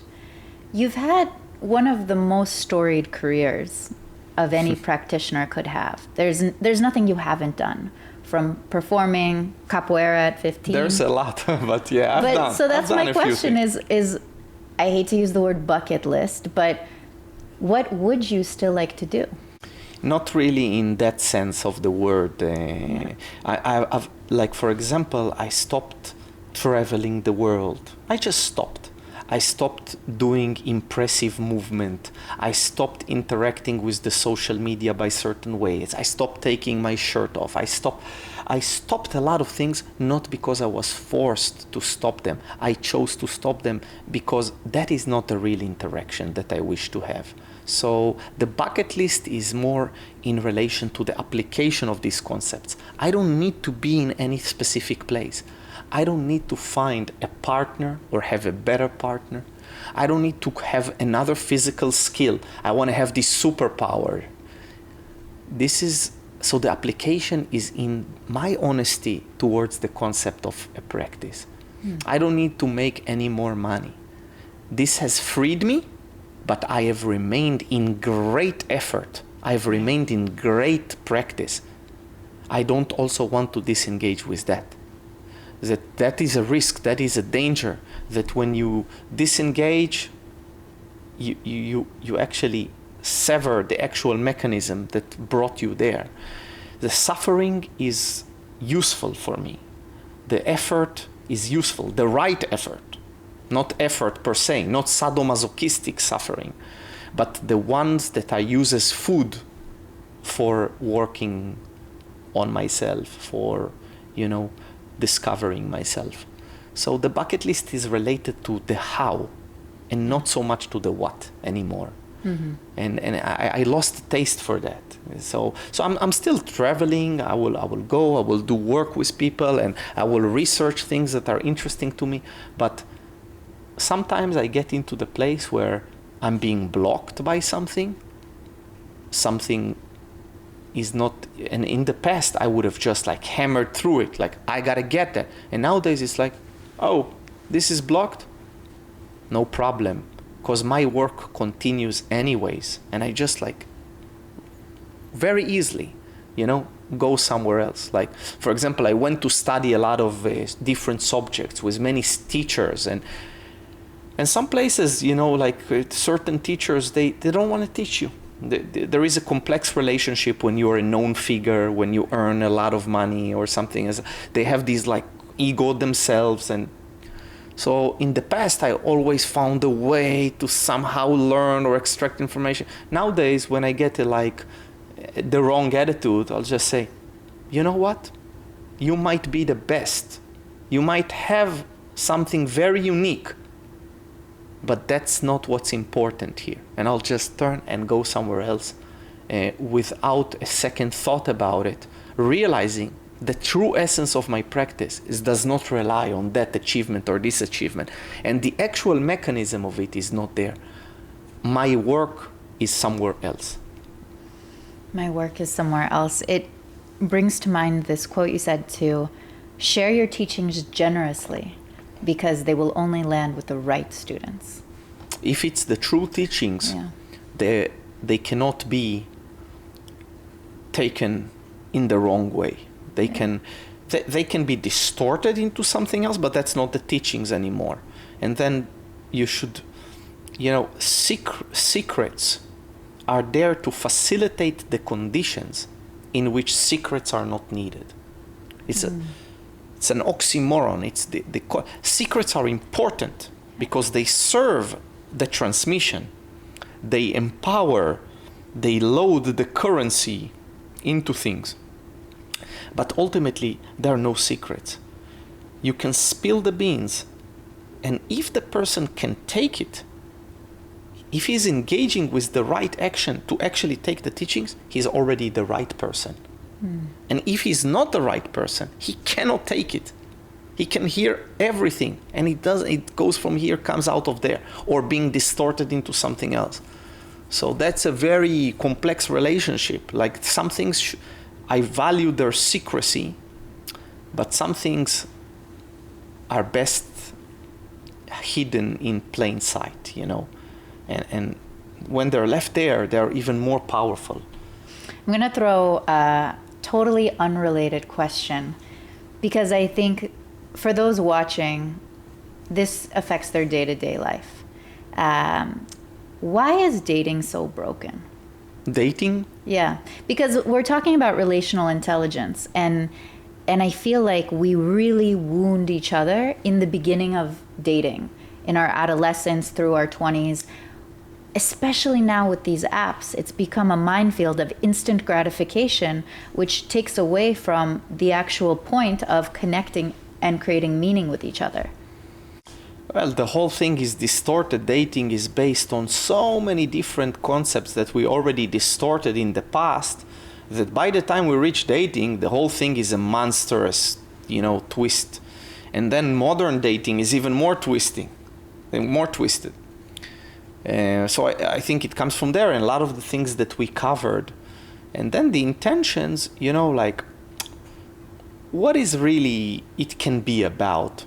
Certain inclinations of the flesh, certain chemical compatibility, certain conceptual compatibility, and most importantly, one related to practice. Those are the important bases for dating, for proper, successful dating that will reach something functional, healthy, representative of love. Because the chemical compatibility is hard to overcome.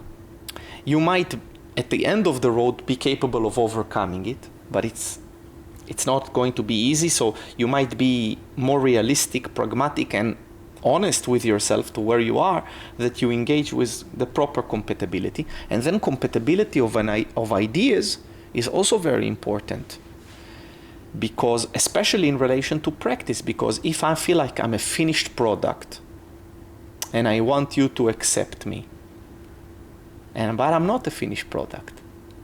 If the other person thinks I'm not a finished product, I'm not perfect, and I'm not looking for someone to accept me as I am, I'm looking for someone to share the journey with me of becoming. That's a very substantially different state of mind, and it will result in problems. And you must see where you are. For example, from you, I still hear the flavor of you wish to be accepted. But I also hear other flavors coming from underneath the current.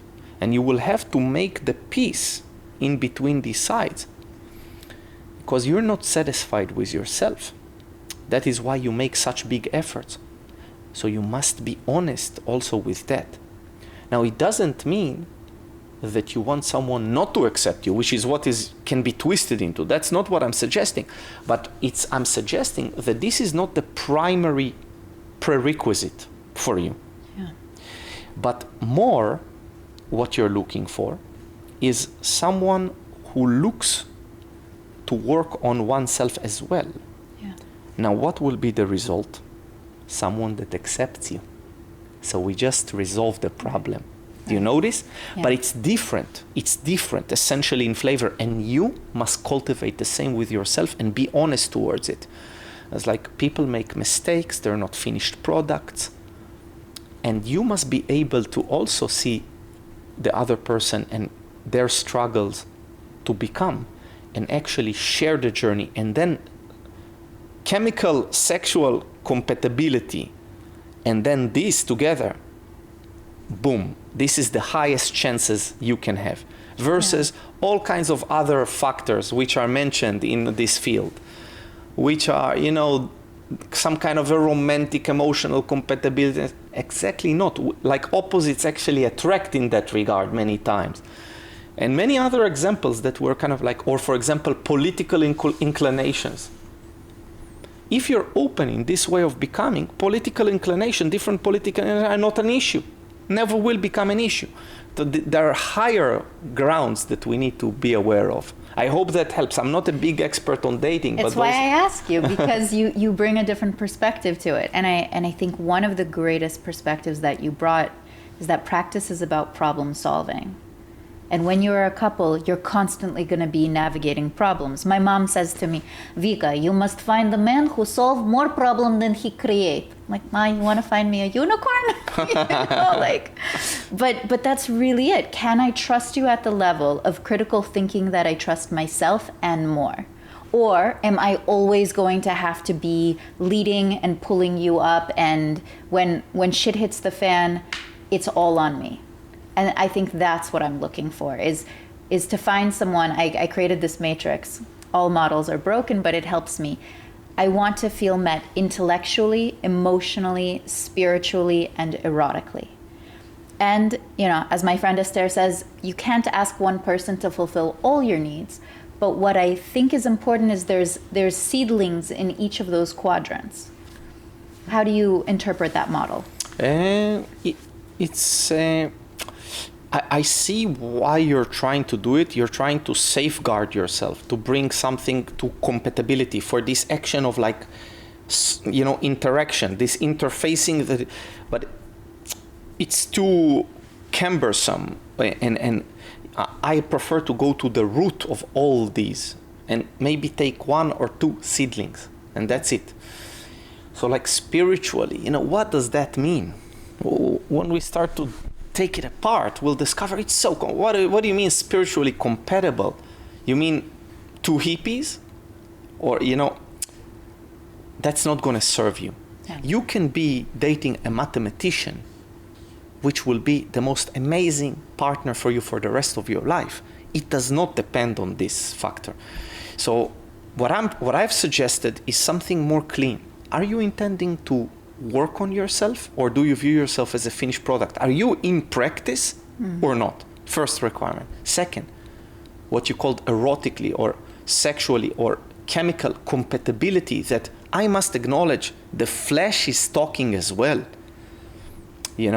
And it can be overcome by choice. There are such practices. Actually, in this event, these last 2 weeks, there was a person, I won't mention the name, and he's been involved with some extreme practices, and that's how he got to us. And one of those practices was an experimental group who did some kind of psychological practices. And one of the practices was he had to marry a woman and live with her for 3 months who is not compatible to him, and he is not compatible with her. They moved into the same house. They were sleeping together. Now, when I heard this, I was like, right on. wow, I take my head off. That's a practice. Now, don't get me wrong. I might be incapable of that practice, but I value it because it offers and you know what he said he learned from it? That he can burn. That he can burn. That he can stay burning. Yeah. And be okay, be alive, but to burn, that's the only thing but that doesn't mean that the practice is wrong. That doesn't mean that was just 3 months, but those were the most difficult 3 months he had. And I love that perspective, not because I'm going to do it or engage with it or recommend anyone to engage with it, but because it carries a deep truth of a real practice. It shows us the black and white. We don't need to go there, but we need to start by being with someone who is not perfect, who doesn't click all the ticks, and it's the same essence. We cannot be 100% attracted sexually. So it's always a challenge, and there is something that is not 100%, and there is always, you see a better option. It's the same. So they're not essentially different than this situation. We're not always with the person who is intellectually most stimulating, etc., etc., etc. So, yeah, I valued that, and I said, right on, man. It's like very valuable experience you've had. I'm sure you burned, I'm sure you suffered for it, but I'm sure there is a learning in it that is not just enough to hear the story, but you got to go through something like this. And I went through similar things in different practices to know the value of extreme practices, but again, not always to in what they produce, but in what they point at. The capacity to stay in a space where you're always learning, no matter what's happening around you. Beautiful way to look at it. You just, to stay. It's uncomfortable. Stay. What? Don't change the outside. Don't change the person. Don't change the environment. Stay, so you'll change yourself. Right. That's the right way to look at it. So few of us want to stay because these apps make it very easy. You have a little disagreement, I'm 3 swipes away from sleeping with someone new. So how do we stay when our environment is encouraging distraction? You got to pay the price. And the price is paid. Everything costs and must be paid upfront with hard cash, with our suffering. And I know it sounds bleak or bad, or it means when I'm saying I'm not going to use this app, or I'm going to interact differently with the app, or we are suffering. And you got to pay with your decision making. When I'm listening to this podcast and not watching some kind of a empty reality TV show, when I'm reading Borges and not reading, A Tale of 5 Balloons, whatever it is, I'm paying with my choices. And that is how we don't allow the environment, the technology, the easiness of switching everything around us to take away from us the actual transformation of ourselves. And it's worthwhile to pay with your real hard cash, not counterfeit money, not fake method, not pseudo teachings. And then you shall get rewarded. What has been an unexpected reward you got from suffering from a place of enjoying and looking forward to the suffering? It's not so much enjoying. It shouldn't be turned into enjoying, but more enjoying the concept of, working with transformation of suffering and difficulties and challenges and practice. And the biggest reward is, of course, the total freedom, the calmness of living your life, of having every bad thing happen and having an invincible cape. Being tired, being sick, losing people, losing things, losing money, aging, losing skills and capabilities, wars back home, and still having some kind of a freedom and a leverage over it by this interaction with practice. It makes me think about how people used to come to me in my advisory and they'd say, I just want to be powerful. I just want to be powerful. And over the years, it's shifted to, I just want peace. Peace is the new power. And you've worked with some very powerful people who probably have very little peace. And people who have a lot of peace that are not known to have power in that way. So how do you define power now versus maybe 15 years ago? Yeah, this word power is like takes many angles, has many flavors, many shades, and peace is power. Peace is power. Yeah, like power without peace is not power. It's some kind of a distorted capability or skill out of proportion. The peace is the calmness. Nothing needs to be changed. Hence, I am extremely powerful because all my resources are now available to me. But if something needs to be changed, I have to change something. I am already wasteful in my resources. Knowledge, power, and love comes into some kind of an interaction. One cannot be capable of real love without power and without knowledge. But also vice versa. So they are kind of some kind of a reciprocal entity, some kind of a, they superimpose one another, and that is how they get developed. And maybe it's unclear in the beginning why, but the ability to consciously love requires tremendous amount of power. You're not going to do it out of a weak state.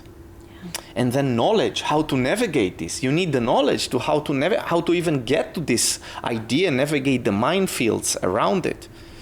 And then to gain knowledge, how are you going to gain real knowledge? Real knowledge is power. It's actually power. It's not knowledge, it's understanding real knowledge. Knowledge in the head is nothing. That's what we're missing. And that takes love to be able to choose to interact with things and with people, etc. in that way. So they're very close entities, actually, even though they sound so far apart in our language. It makes a lot of sense. And when you said that knowledge in the head is nothing, it brought me back to this moment, like a light slap on the wrists when I name dropped Krishnamurti.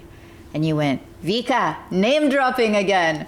And I realized that I don't have an understanding yet of how to balance consuming knowledge with creating my own interpretation and really digesting it. And so all of us are guilty of name dropping. It's this knee-jerk reaction. Oh, he said something that sounds exactly like Joseph Campbell or Krishnamurti.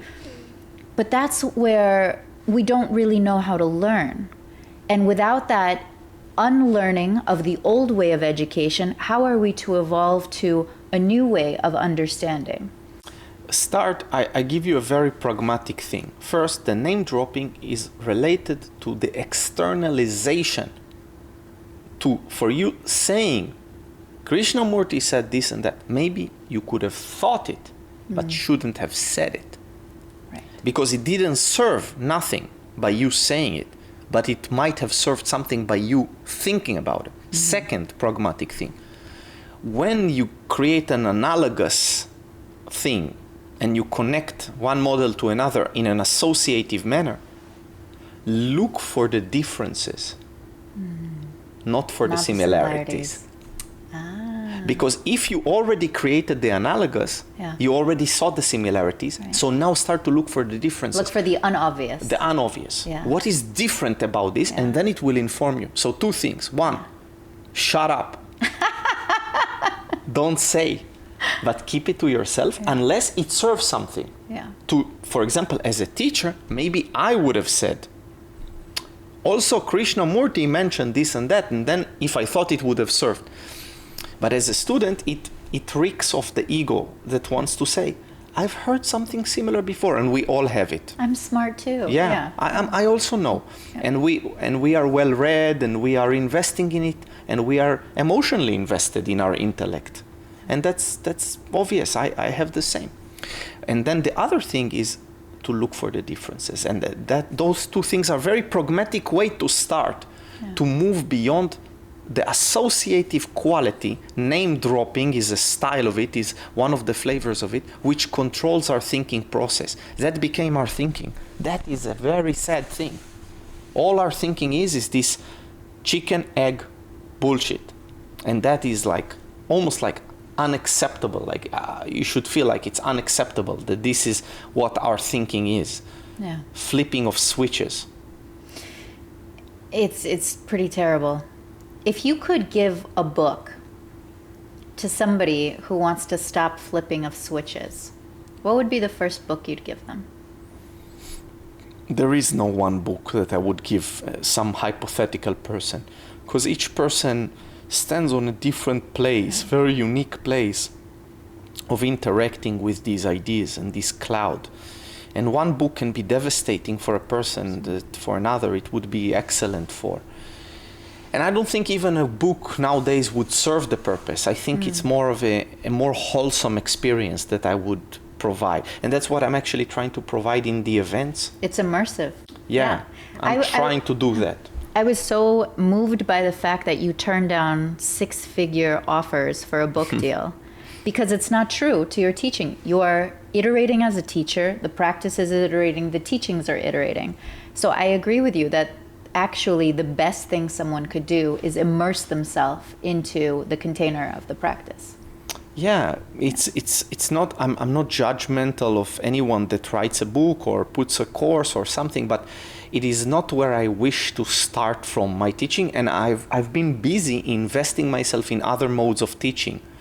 And one of them is this event, slightly longer duration events, which became the norm for what I do. I do a lot less events than before, but they are longer duration, very demanding, and represent some kind of an island in people's lives that they can start to manipulate into changes, and then to provide the support for the continuous self-work where nobody's going to stand there and do it for you, but there is still support, monitoring, and communication and lectures that are monthly pumping this. Yeah. But you gotta keep your own momentum, and together I found that this is the best medium to induce change in people who are actually going to practice. Those who are not, they will have more excuses than a pregnant nun. They'll find why it's not working, why it's not the best. They'll write articles about it, they make videos. So, okay, good. Everyone is entitled for their opinions, but the proof is in the pudding. And I see the practitioners who are engaging, and I'm happy with what I see. So I remain with that. Yeah. I used to go to Burning Man, and I considered that, in my 20s, that was like the height. I was like, oh, it's like a birthday. And now I realize, oh, that was actually really bullshit, because to dedicate myself 13 hours a day to this inescapable space, this is the birthday. This is the death and rebirth every day. So I wish that for people. Burning Man serves its purpose. This is a completely different iteration of self that will take you to a completely different level. Yeah. Burning Man is an experience. It's a very rich but as an inducer of change of course this is not what it's meant for. Yeah. Some people use it as if, but it's kind of like using a screwdriver to put a nail into the wall. It's meant for screws. It's not meant for nails. Yeah. And that would not be honest, right? So there are processes which are targeted towards that. Yeah. What does it feel like to consistently know that you are changing people's lives at a very real level? I'm not really engaged with that knowing. But even like the gratitude book, I was putting it together, and it's like something inside of me is not fully grasping that or seeing that in its totality. Yeah. Something is protecting me from becoming smugged with it, and I try not to numb it as well at the same time, and I view it as a very pragmatic thing. Like, is there a use for me to being interacting with it deeper emotionally, or I'm trying to be useful for the people and useful for myself. And there are some moments where they are very touching, you know. People come in the end of an event, or people write a message. I get daily messages from around the world like, you've changed my life, you know, I've never met you, you know. It's so overwhelming for one human being to, even the little that I received. There are people who receive a lot more than that and have done a lot more. But it's so overwhelming that I don't think we're fully equipped for that, you know. Like, it's not something that is we can unpack. Who of your teachers do you feel like you wish you could have a meal with them and tell them how much they impacted you? I do have those meals. You do? Yeah, Continuously. of course, Yeah. of course, of course. With my teachers like Dudi and my teacher Idan, I have good interactions in last years. After we were apart for a long time, physically and like life also, and then my boxing teacher and mentor Jacob and my mother, of course, a lot of interactions, and I have continuous relationship with those people that are I have the opportunity to continue to be in their presence and to receive and to give thanks as well. One of the things that I appreciate most about you is you would never call yourself a master, A, which is the sure sign of a charlatan. B, you're an even more voracious student than you are a teacher. And I think the real teachers have to be more voracious students. Because by doing that, you never tell the same lecture twice. You're always ahead of us because you need that engine to drive you. Definitely. It's not coming from an altruistic place, but it is just a reality. Like, I'm teaching because I'm practicing and not vice versa. I can teach, I can share something because I've glimpsed it, and I am a work in progress, and that is what gives me the permission to share and to teach. And if I'm not, I've dried up, and I shouldn't be in this position. And definitely, I think of myself first as a student, definitely not as a master. There is not something that I wish to interact with. It's a sad thing. Like, the student have all the fun as well. It's like, that's the exciting part, right? Like, well, why should I be the master? You know, to shrivel up, dry up. You know, like, I'm done. I'm in the end of the road. I want to be on the road. I want to be in the discovery. I want to be in the excitement. I want to be in the hard work. So I don't view it as, something great. And if people become, like ass kissers or whatever, this is another thing. Like, sometimes people think that, the community around me has that flavor. It's like, take a few looks. Take a few deeper looks. People, my students don't even protect me. Actually, I tell them, like, don't. And most of them are not engaging in anything. So any kind of criticism or something like this, I say, do I look like I need protection? Just do your thing. Just keep going. No, don't work with that at all.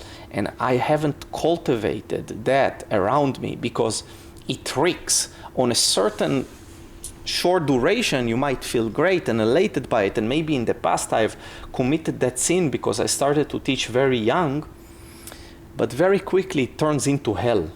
And nowadays I live with my students, I live with my partners, I live with my teachers, some of them.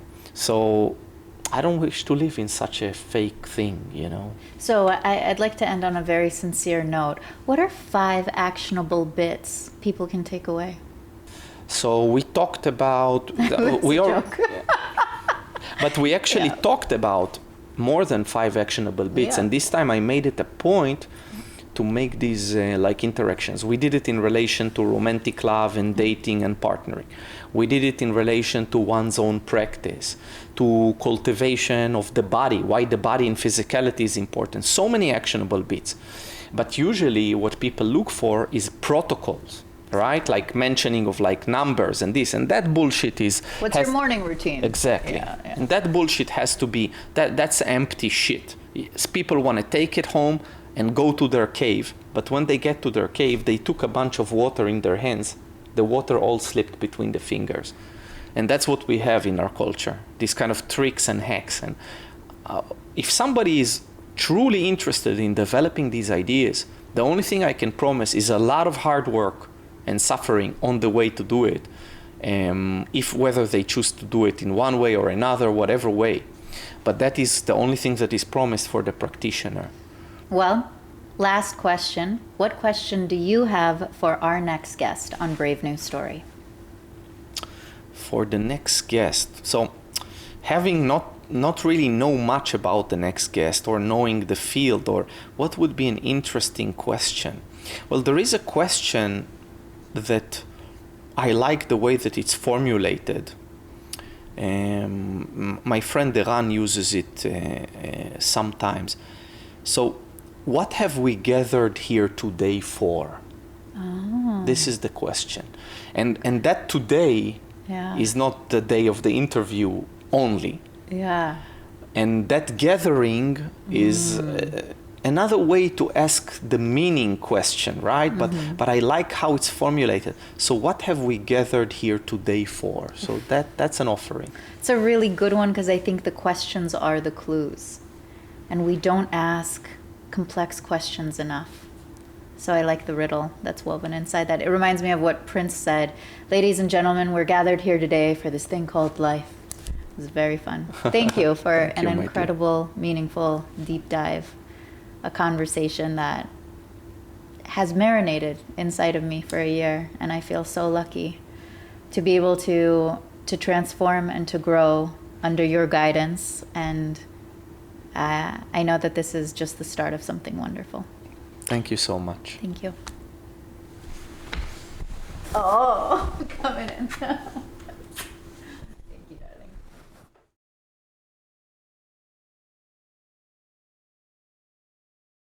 Hey, I'm coming to you from the future, where a year out, right now, I've just wrapped my 3rd conversation with Ido.